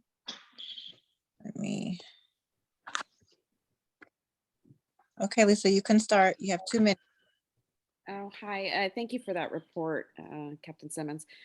I just want to say I have a concern about the significant understaffing of our investigative units right now, and what that ultimately means to victims and their family and friends that are in need of justice. And it's just a concern. I know that you guys are not really at an opportunity right now to really address that, but I just really, really hope that everybody takes this into account and doesn't use it as an opportunity to say that RPD isn't doing a good job of solving crimes, when they also further deplete those units just in order to keep our patrol units going and to keep us all safe. So it's a grave concern that I had, and I just hope people keep that in the back of their minds at all times and are respectful of that, and to the victims. I did want to also say that larceny theft, I don't know if you saw, San Francisco recently released their 2021 crime stats. And the biggest one that had the most increase was larceny theft from 2020 to 2021. And they also go on to continue to state in there that larceny theft and property theft in general is one of the most underreported crimes, because people say it's not worth reporting it to the police. So, and I know this is an issue in Richmond too, And I'm just wondering, I don't want people to think that if there's a reduction in crime, it's because on the stats, that it's because there's a true reduction versus underreporting. And is there any way that RPD is trying to quantify underreporting in Richmond, especially given our staffing concerns? I know that's probably an impossible task, but I'm just wondering how you guys are strategizing on that, because I don't think the stats are actually reflective of the reality. Thank you. Thank you. Next is Sarah Cantor. Sarah, you have 2 minutes. Thank you so much. Yeah, so I have 2 questions for Captain Simmons. The first is, could you talk a little bit for those of us who are here from the public about what the Public Safety Academy means, what that is? And then also just following up on Randy Joseph's question about the chart that was presented at the city council meeting, and kind of in line with the what Mr. Terrio said earlier about the being against misleading information. Could you state for the record what the trend has been in crime over the past few years?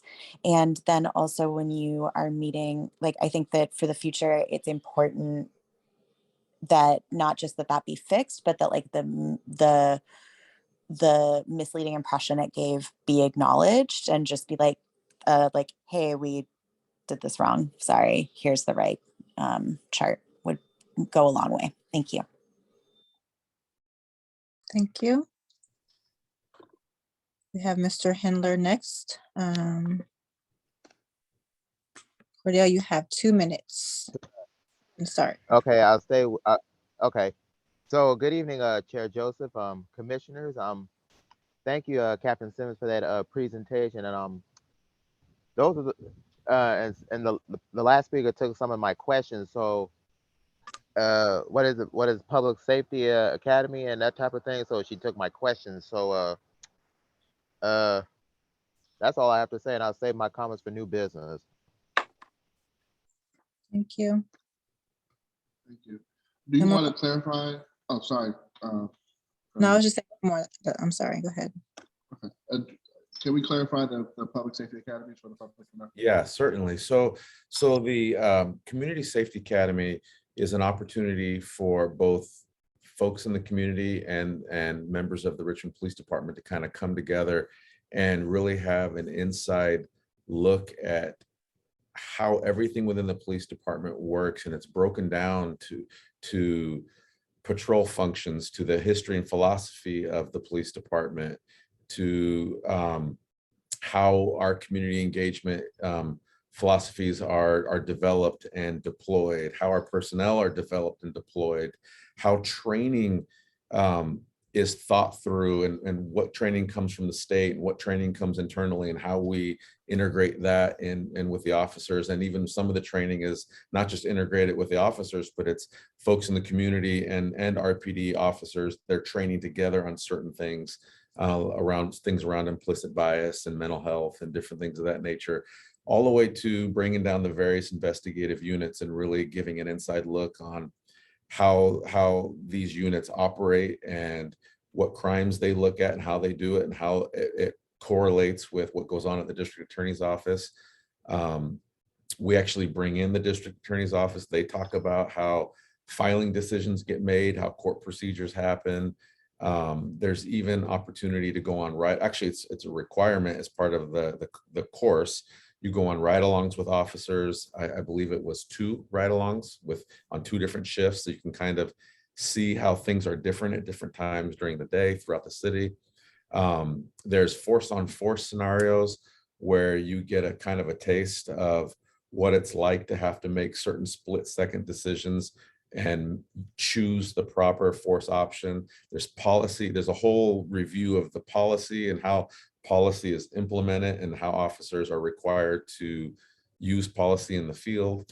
Man, I might even be missing some things. And so I know many of you on the commission have attended it. So if I'm missing something, fill it in. But I'll tell you this, and I've had an opportunity to be part of every cohort. And for me, the most valuable part of it is an opportunity to become like-minded and develop community. And to me, that's one of the coolest definitions of community in the dictionary, is the ability to become like-minded. And when we start engaging and having that conversation around all these things that were mystically known, that we're now talking about very detailed and intimately, and there's a true conversation going on around it. It's not just class students sitting in a chair listening to lectures. It truly is a discussion and an interaction around the things that are being discussed. And through that process, really great relationships get forged. And that's been the coolest part about it. And then at the very end of the academy, there's a big graduation ceremony that is quite moving. We try to put our best foot forward in that and make it valuable, important. And so kind of in a nutshell, that's the Community Safety Academy. Thank you. Okay, make it quick because we are pushing on time. Vice Chair, you do that. No, Chair, thank you. I was just gonna say that in essence of time, like, can we just wrap this up and maybe in the future have a time limit on the reports? And I will try not to ask them so many questions because there's other important items that we need to get to, and we still have closed session, so. Thank you for giving us that 15 seconds. We're going to move on to, thank you, Captain Simmons, for your report. Appreciate it very much. We're going to go to the old business discussion items, and then we're going to get updated reports from Mr. Threet. Mr. Threet. Good evening, Commissioners. Tonight in closed session, you have 3 complaints that were recently completed, and I'm currently working on 2 investigations. One is an investigation filed recently with the Commission that alleges gender and ethnic bias in policing. I did have interviews scheduled for tomorrow. Unfortunately, they had to get postponed because the officers are out on a trafficking task force this week. But I hope to have that done by March. The other complaint is from 2018 and alleges excessive force by an officer during a parking enforcement incident, and just starting that one. And just yesterday got the records from OPA about that. So after these 2 are completed, there's 1 complaint and the log remaining, and it's from 2018 and alleges excessive force and racially abusive treatment. And that's my report. Any questions for Mr. Threet?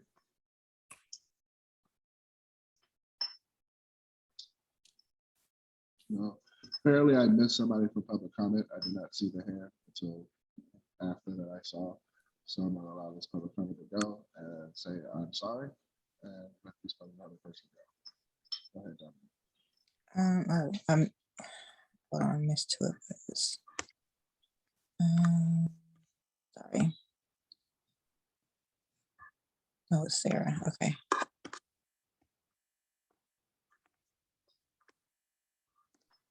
Okay, Sarah. You have 2 minutes. Did she do public comment? Yeah, she did, but I'm sorry, it wasn't me. I just thought that there were other people with their hands raised and that we had missed okay. them. Thank you. Okay. No more public comment. Oh, okay. Thank you, Mr. Threet. Let's get on to new business. And then first things up, discussion on CPRC Commissioner's protocols or contacting the Chief Investigative Officer. I'm going to first pass that off to Bruce. Yeah, can we start? I think I'm one of those people. Can we start with mine, Bruce? Is that okay? I was not going to name people. Oh, okay. I'm fine with naming me. Right. So what I will say is that it has come to my attention that members of the Police Commission have contacted the Independent Investigative and Appeals Officer after receiving his reports on matters that you will be discussing in closed session. And I won't get into what they tried to do, but I will just say that it is inappropriate for members of the commission to contact the investigative and appeals officer on matters that you have not discussed in closed session. If you have issues with his report, his conclusions, how he reviewed the evidence, how he derived his decision based on the evidence, the time to raise those concerns is when the reports are considered in closed session. So I would advise you in the future that if you have concerns about the substance of the reports, that you wait until they are at the meeting and then raise them. And then, so I will turn it back to Randy, to the chair of the commission. That is pretty much it. If the reports are come out and they're completed, they need to be talked about in closed session. They cannot be talked about or asked to be changed at any time. And I will make sure that that does not happen. Can get us in a lot of trouble. And for us, we need to make sure that we're transparent and we're doing the right thing. And we're, I know we've done a lot of work and we don't want to worry about doing something we're not supposed to do. Yeah, Randy, I can hear One you. of, Your Can you hear camera, me? not really. You sound very low. I sound low. Can Am you I hear the me now? person having problems hearing him? I can hear him now. Okay. Can you hear me now? Yeah. Yeah. Okay, did y'all miss anything I just said? Yes. No. Oh, you missed what I said? Yes. Okay, just making sure that, that Jerry is independent. He does his reports and does investigations on his own. If he comes a report, we talk about it in closed session. We need to keep that independence, importance, separated, and making sure that he's able to do his reports without anybody pressuring him to do anything. And I'm gonna leave it at that. I will add one final thing, is that if these kind of things happen, and one commissioner talks to another commissioner, and we may wind up having a serial meeting Brown Act issue. I don't know that this happened in this particular case, but the potential for it happening when 3 or 4 different commissioners are talking about, well, this is what happened. So for that reason too, I would urge you to wait until closed session.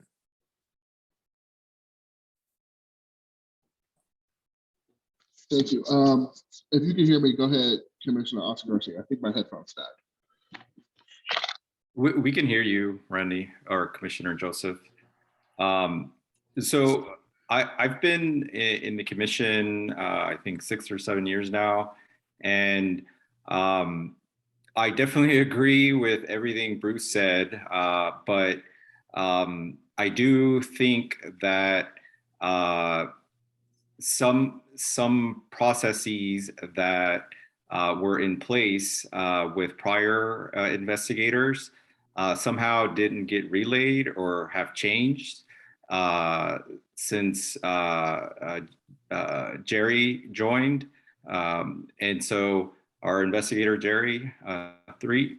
And so I wanted to ask Bruce, sort of my first question is, what is the typical timing or process for the commissioners to get a complaint that is submitted to the commission? Ordinarily, as soon as we get the complaints, we try and send them out to the commissioners. We send them out, the staff will endeavor and have endeavored going forward that as soon as the complaints come in, they are sent to both the investigative officer and the commissioners at the same time. Okay. So that you will get them simultaneously. As our investigator. As at the same time the investigator gets them. Okay. Okay. And then my second question is, assuming we all get the investigation at the same time as Jerry, our investigator. In the past, there has been an opportunity in the city council meetings to provide guidance on how to proceed with an investigation. We haven't had, is that it's my understanding that that's what we're able to do as part of the city ordinance. Is that correct? Well, I believe that if you read the ordinance, it said that if the investigator does an investigation, that the commission can, in lieu of making a decision on the investigation, ask the investigator to do, and this is when they're considering his report. They can ask the investigator to do additional things, to interview additional people before they make a decision on that report. But that happens when you are considering the report in closed session. You can say, I can't make a decision based on what's here. I want you to go and try and find more information.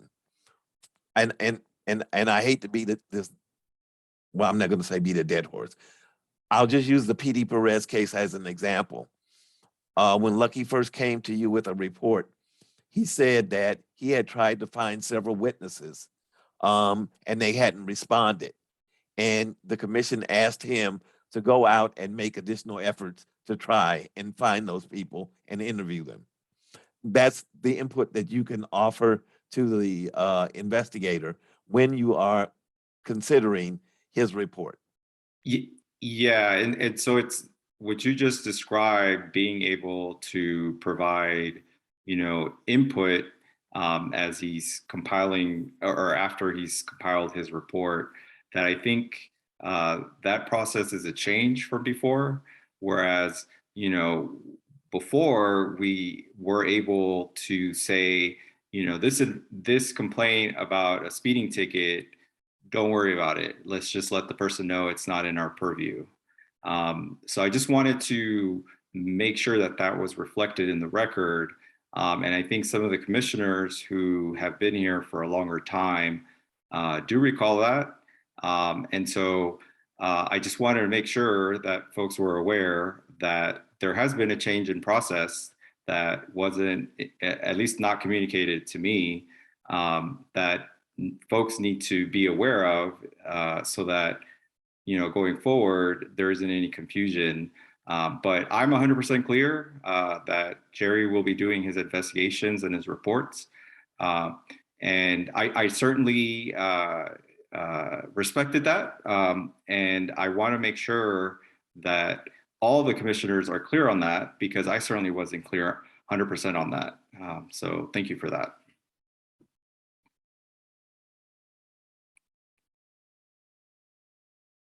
Oh, Randy, you're muted, Randy. Yes. Go ahead, Vice Chair Yudi Garcia. Okay. Part of the reason why I pulled electing our chair and vice chair from the agenda was specifically because of this issue that was brought to the attention. I'm also the vice chair on this commission, and what I know is very troubling and alarming. And so to be able to make a conscious decision about who our chair and vice chair will be, it's important that we know more. We're asking for transparency and accountability from RPD and from our staff.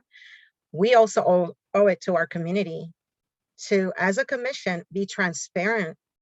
And with the exception of maybe Dow and Andre, all of us here in the commission have been here long enough to understand that the process has not changed. We have gotten multiple emails where it states we cannot talk about closed session items or his report or findings to anyone. We are to discuss it in closed session amongst each other and ask questions and have all the comments we want during closed session, because it's troubling to know that one or two commissioners are going essentially behind our backs, and I don't know what's being said. And so Bruce, I need you to be a little bit more specific with what's happening, because if there's a big difference between, and then here we go back with the misconception, right? So I understand that there's questions and we can make comments, but what I'm worried about is, and you know, I'm actually glad that Jerry has the integrity he has, because if he's being told by multiple commissioners to do X, Y, and Z, I don't know the details, and he goes with it, essentially, that's a big issue, because we are in the commission supposed to discuss things in closed session. One commissioner does not represent the whole commission. We are to, in a group, decide, do we agree with Jerry's finding? Do we need him to get more info? I mean, these are the things that are discussed in closed session. And had Jerry not had the integrity that he has, he could have ran with this, and whoever and whatever what was said, he could have just changed it and we would have never known. And I don't think it's fair for the commission. We've worked so hard for transparency. We also need to be accountable for our actions as commissioners. And we owe it to our community to know what exactly happened. And, you know, if it's a question or a comment, I'm not worried about that, but I'm worried about commissioners that are asking to change a report, to change a finding, to change anything. That's what I'm worried about. I mean, if it's a question, if it's a comment, I may give you that, you know, I get it. This is a clear, now we know what we're doing. Now we know what we're going to do moving forward. But but I need more info. Like, I need more information about what exactly was told, and you know, who it was told, because as we're making these decisions in the future of who's going to be our chair and vice chair, we need people that have integrity and that can actually have a balanced approach, look at facts, and not look at it from, well, I think this, and this is what I'm going to tell our investigator, and you should change this or add this, because that's not the way this commission has worked. We all know, and again, I'll say it again, with the exception maybe of Andre and Dow and perhaps Stephen, we all know we're not to discuss things in outside of closed session. And I find that troubling. I don't know why no one else is asking more questions about what exactly is happening. And you are going, Bruce, you're gonna, you know, and here's the issue that I have with the city, or not the city, but understanding what it is that's legal and not legal, because for me, at the end of the day, I don't understand none of that most of the time. But what I know is that I want people in the commission that have integrity, that can actually take this balanced approach. We might not agree on everything. I might not, even RPD or other community members might not agree on what I feel as a person, right? But we are a whole commission. Where does that leave the other commissioners if we have people that are outside, or other commissioners that are going behind our backs, asking Jerry to do something different? So I need more information about what is actually happening, so that we know, okay, when we are ready to select our chair and vice chair, we're not selecting people that are asking Jerry to do something different for whatever interest that is. You know, it goes with the community, and it also goes with RPD. We're investigating claims. These are people's reputations. These are important things that need to be discussed as a group. And to hear that that's potentially not happening and happen, it is alarming. It is alarming, and I want you to be more specific, Bruce, with the details of what exactly is happening. And why are you not talking about it? Is it that legally you cannot discuss this? Obviously, this is no longer in a closed session thing, and so It is, mine is a closed session. That's why I was vague in mine. Well, it is a closed session issue, and I didn't want to get into the facts of the matter. I can say that the two commissioners who were involved are Commissioner Ekstrom and Commissioner Oscar Garcia. I don't want to get into the facts of what it is, because it is a matter for you to discuss in closed session, and I don't want to breach the closed session. These are issues that we can discuss when we get into closed session and talk about this particular matter. But I don't want to get into discussing an issue that's subject to a closed session in this forum. I don't think it's appropriate. There's protocols that were clearly violated. Correct. And I'm not gonna exacerbate the problem by disclosing matters that are properly discussed in closed session. Okay, so I'm gonna hold off because I have a lot more to say, but I hold off for closed session because that's what we are all supposed to do. Have this discussion in closed session. And so I'll hold off, but we'll definitely have more, we'll definitely have to talk about this first. All right, before I left, I saw Councilmember Jimenez hand, and then I saw Oscar Garcia's hand. I went to the bathroom. I'm sorry about that. Yeah, thank you. What I am hearing is really trouble because what I think, like, for all of you commissioners, you are here because the community is trusting this process. And if something happened that it doesn't need, it was not adequate, then what happened is that we lose the trust in the community. And you are leaders, like Oscar Garcia, you are the president of your neighborhood council. So, and Carol, so I know that you cannot reveal the details, but for the public, for myself, it will be important that we had the details addressed and have some issue, like how it's going to be addressed.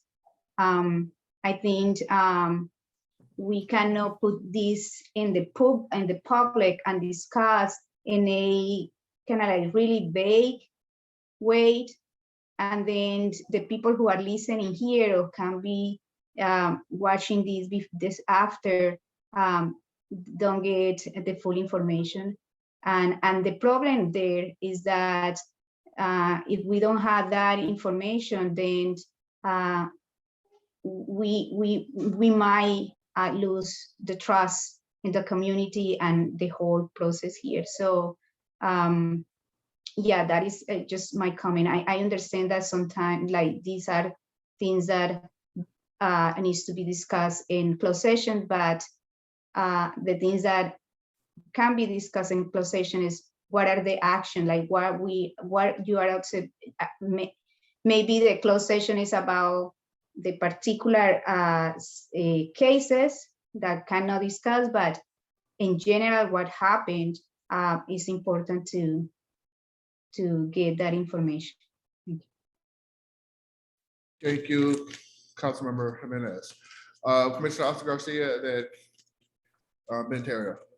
Yeah, so I have a question for our city council liaison. Does she know the detail? Do you know the details of what happened? I had been in conversation with the attorney this afternoon, so I know more or less. Was he the one that told you? That didn't sound like a confident yes. Who told you? Hello. Who told you about the incident?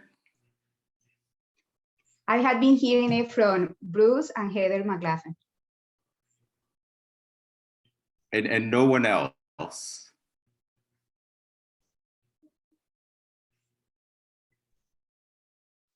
Okay, all right, easy question, but awkward answers, so thank you. Right. Ben Terrio. Yeah, I'm a little confused. Just on behalf of, so you got to keep in mind that they're obviously, community complaints and the issues that they raise need to be adjudicated appropriately. And then at the same time, on the flip side, what some of the decisions that you guys make can definitely have adverse actions to police officers, members of the police department, all the way up the ranks. And if those if there's any malfeasance in any of that, that's a problem. That's a really big problem. And I would just remind from the history that that's happened before here. at this commission and before my time. And it was a big deal. The city got sued, people got removed and all that. And, you lose legitimacy as a body, like that's already been said, but I'm very, again, the actions that come from this commission have definite echoing and rippling effects for people's careers. And then also the people who make the complaint and make the complaints from the city. So this, I don't, I can, yeah, it's just very troubling, and I'll just leave it at that. Thanks. Erica, let's start with you. You support the teaching of critical race. Somebody TV on? What should that kind of Can you teaching? put yourself on mute so I can hear? Thank you. Any other comments or commissioner comments for the commissioners? No. Any public comments? There is one. Others. I apologize for eating. I almost just fainted and I didn't eat lunch. I forgot to. So if you see me eating granola bars, it's because of that. Okay. Cordell Handler, you have 2 minutes. You can start. 2 minutes. Okay. Thank you. So good evening, Chair Joseph, commissioners.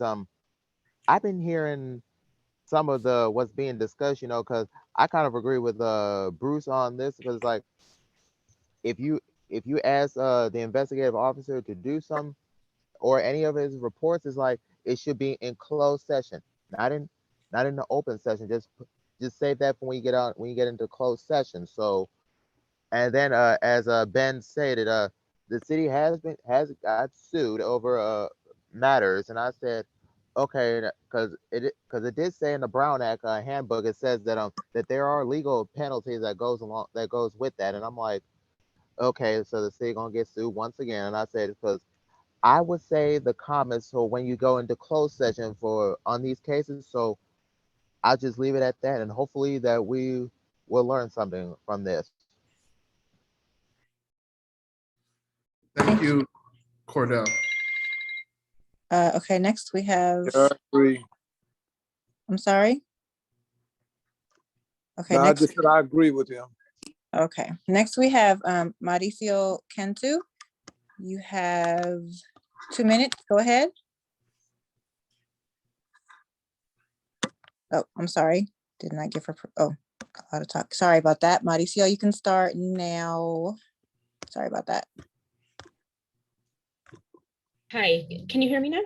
Yes, I'm sorry. Okay, thank you. Hi, Marisol Cantu. I am deeply troubled by, it seems like process issues that are happening, possibly tampering with investigations, possibly changing directions of investigations. I think that there are closed sessions absolutely for a reason, out of respect for victims, for police officers, for privacy issues, absolutely. However, processes, when we go back to the other point around lack of trust in our police, and even in this body, the Community Police Review Commission, if we do not have trust in our commissioners as a community, then how do we feel represented, and how do we encourage people to join the public safety as an officer?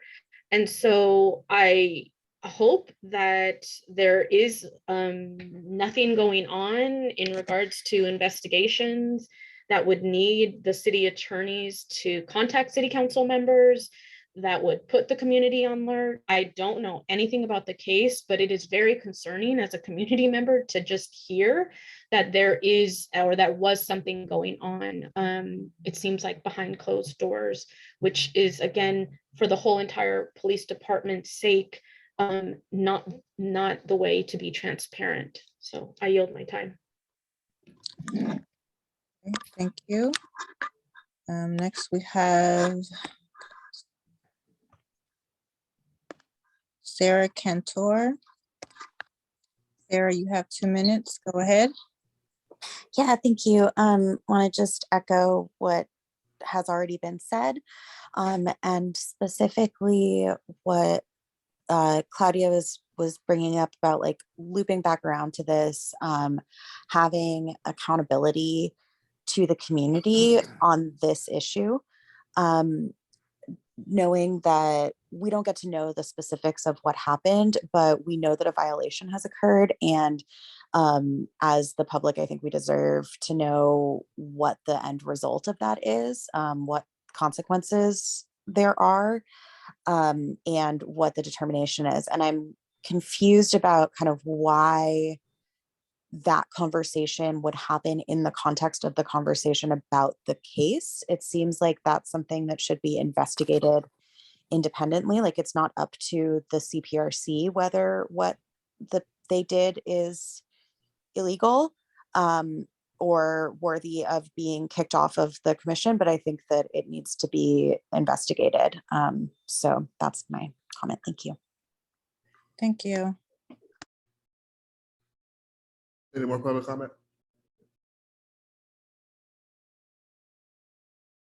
I do have a question for you, Chair.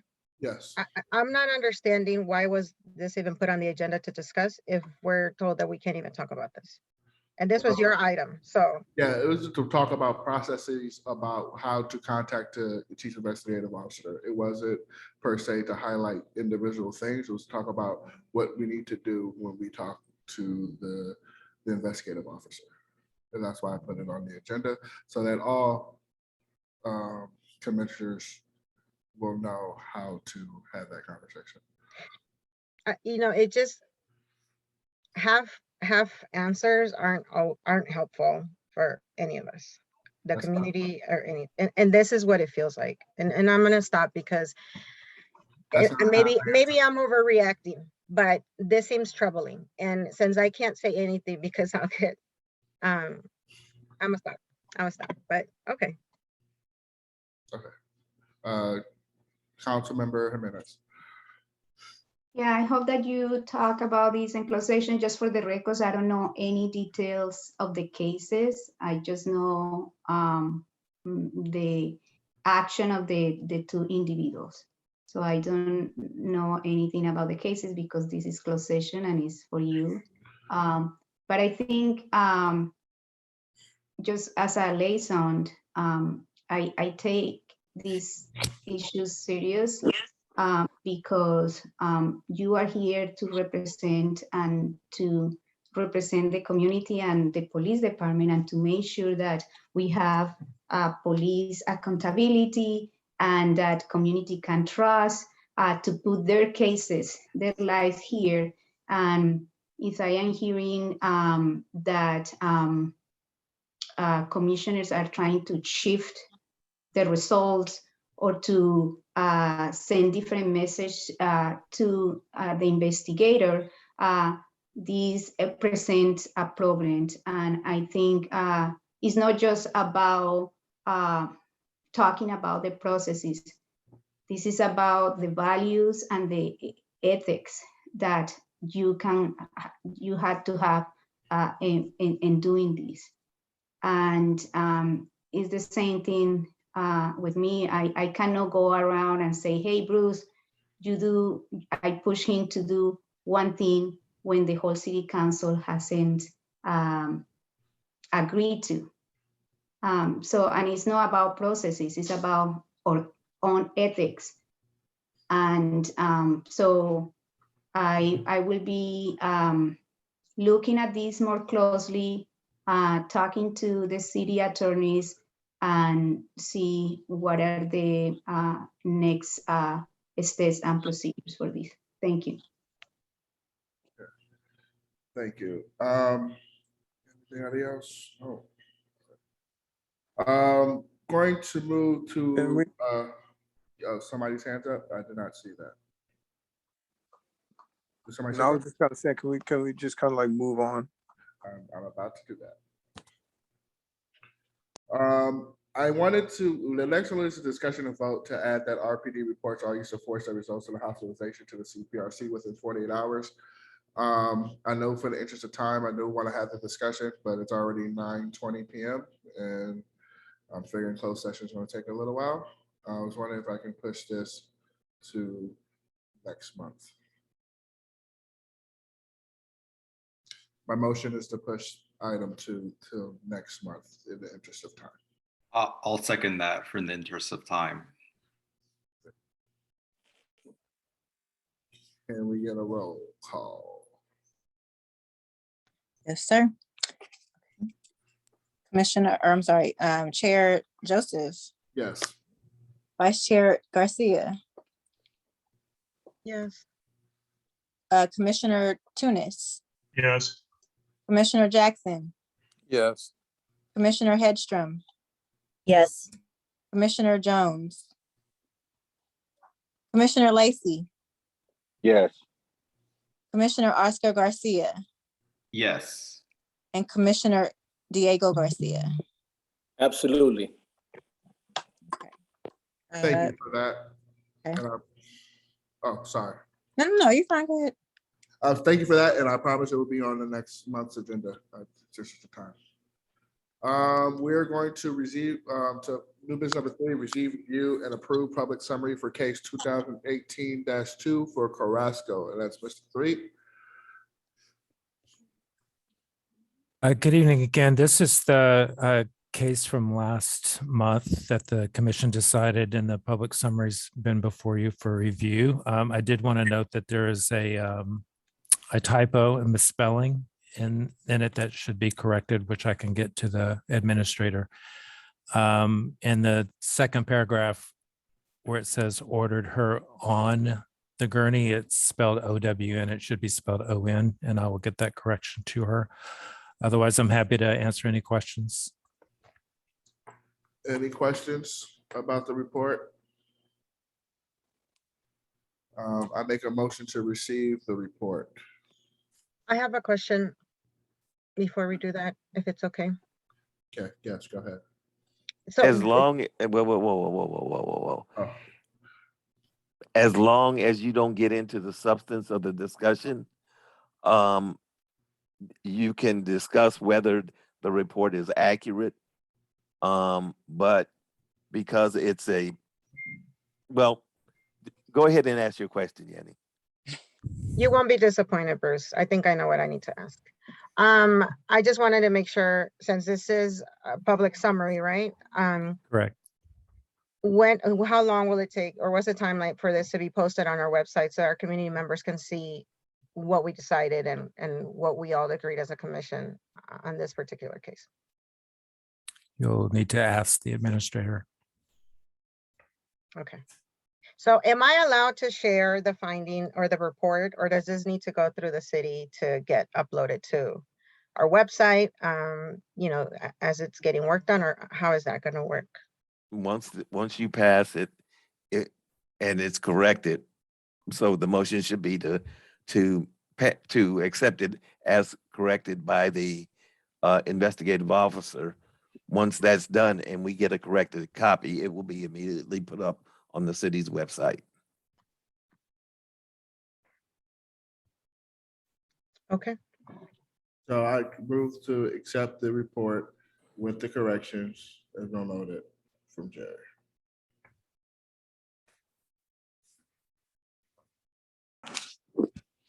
Is there a second? So I'll second. Okay. Chair Joseph, Yes. Vice Chair Garcia, Yes. Commissioner Tunis, Yes. Commissioner Jackson, Yes. Commissioner Hedstrom, Yes.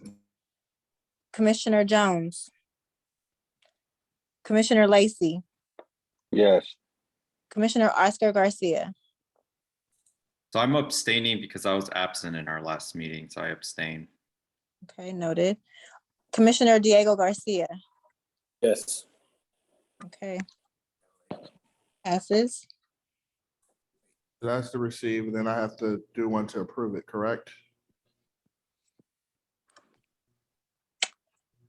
Correct, Uh, Bruce? Yeah, say that one more time, Randy. I have to do a motion to, I did a motion that I received this report, now I have to do a motion to accept it, correct? No, actually, Randy, it's okay. Okay, thank you. I mean, we're just approving it, that's the public summary, so. Okay, thank you. I You- just want to make sure I was doing the right thing. Yeah. All right.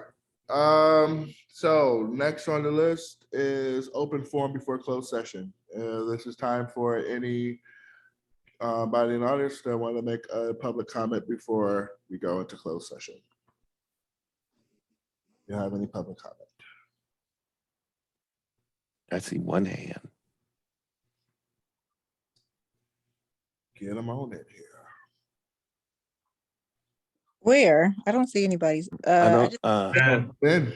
I just see Ben. I don't see anybody from the audience. Oh, no, then call on Ben. Ben, go ahead. Thank you. Ben Terrio, President Richmond Police Officers Association. Just listening to what I'm listening to tonight, I will say this, because one of these, looking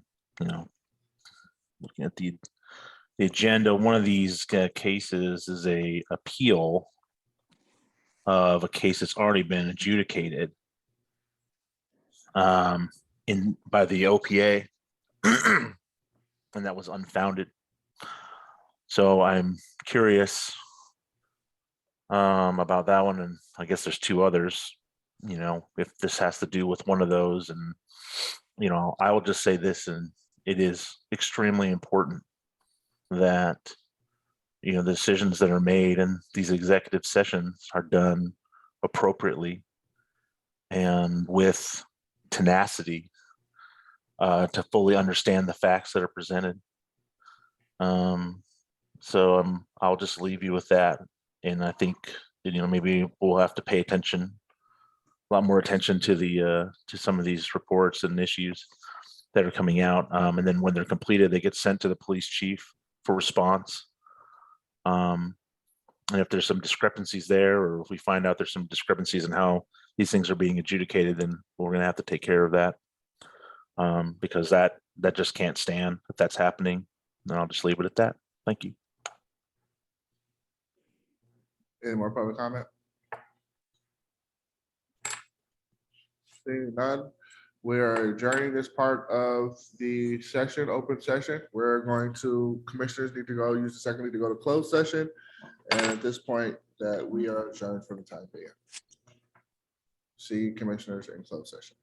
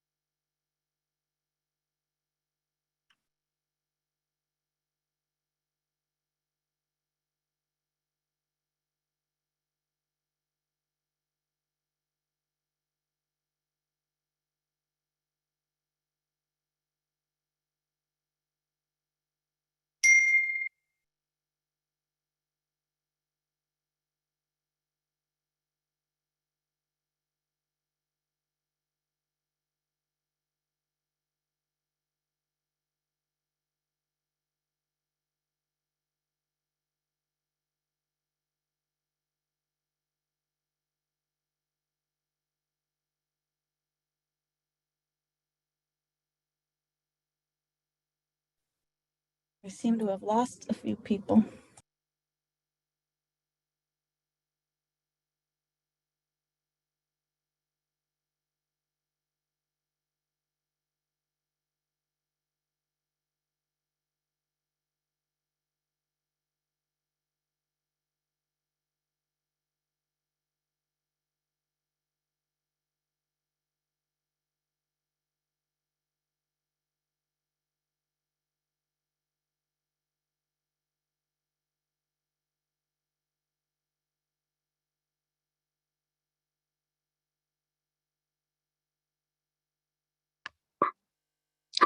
Was everyone on the call aside from Andre Jackson or? Yeah, Andre didn't make it. Okay, he was on. I don't think he's coming back. Dow somehow, oh, you got him. I don't see anybody. I don't see anybody. Just you guys and Steven. Jerry.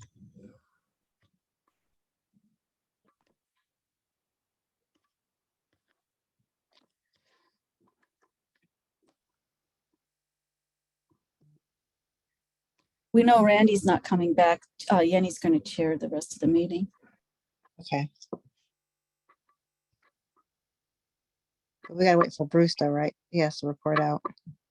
I think. Yeah, can someone here? I'm gonna text Randy and see if he's okay. Okay, because you guys also need to have a quorum. I don't think you guys don't have quorum either. I don't know if that's necessary at this point in the meeting either. I'm not. You guys aren't voting. I don't know. Let me just stop talking. Fine.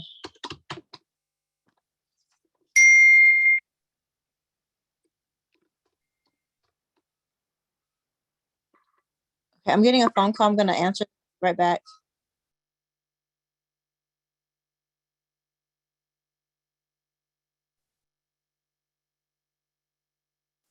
I guess there's no host to let Jerry in and Dow in.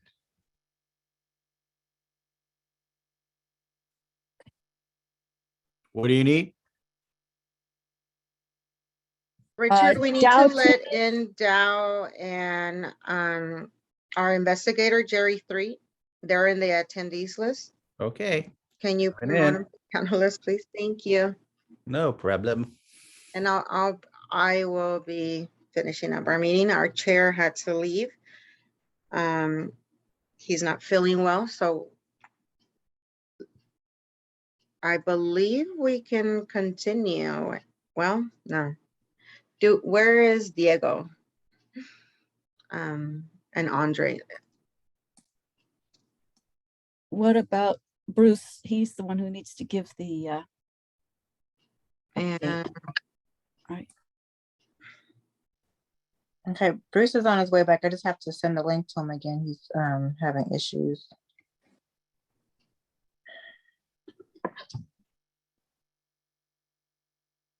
Dow, what's your background?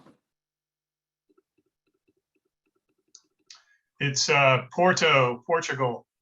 Oh, okay. I was just in Lisbon in September.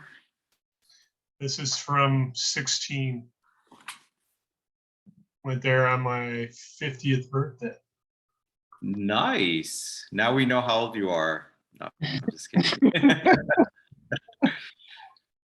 Same age as me, I think. Excuse me, 2012. I just mean, I got wish. corrected. I did the math in my head. That was funny. Okay. That was a good test to see if we're still awake. Yeah, I just realized I added completely wrong. So, Bruce is here. Where is he? Okay. Okay. No, I don't see him. He's an attendee. I just not a brought panelist. him in. Thank you, Richard. Okay, he is back. Okay. I think we have a quorum, even if Andre doesn't log in. Bruce, can we continue? You're muted, hun. Bruce? Somebody finally muted me.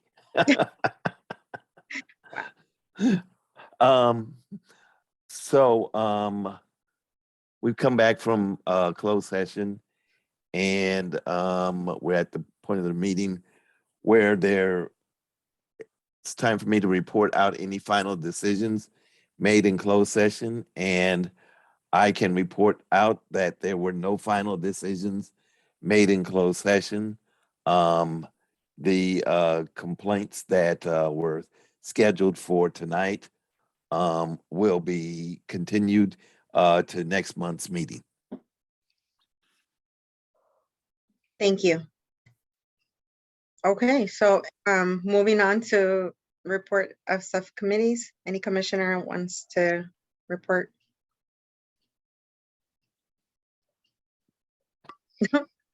Carol? So I would just like to clarify for people that I had asked Jerry if I could tell him my opinion about a case, and he said, yes, go ahead. And so I did, and I realized that that was not proper protocol. I wasn't talking to any of the other commissioners, but since he's the one that wrote the case, I thought it was okay to talk to him, and he actually said it was okay to give him my opinion, which I did, and I apologize for that because I realize now, in hindsight is 2020, that was a big mistake. So I apologize to everybody for that.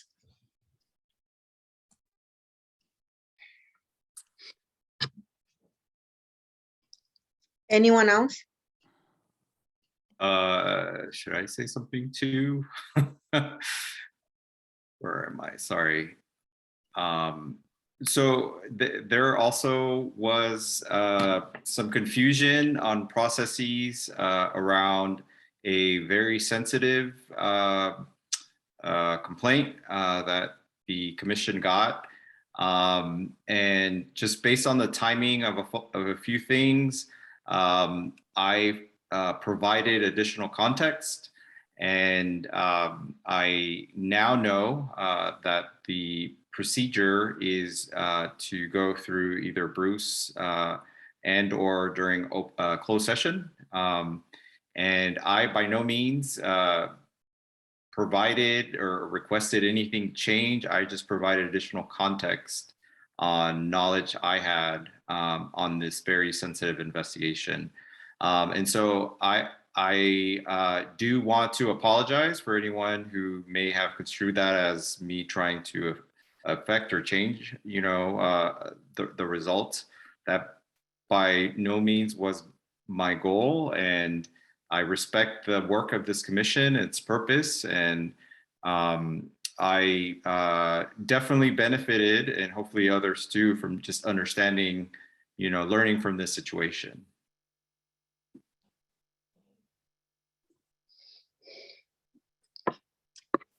Okay, Yenny, I think that's about it.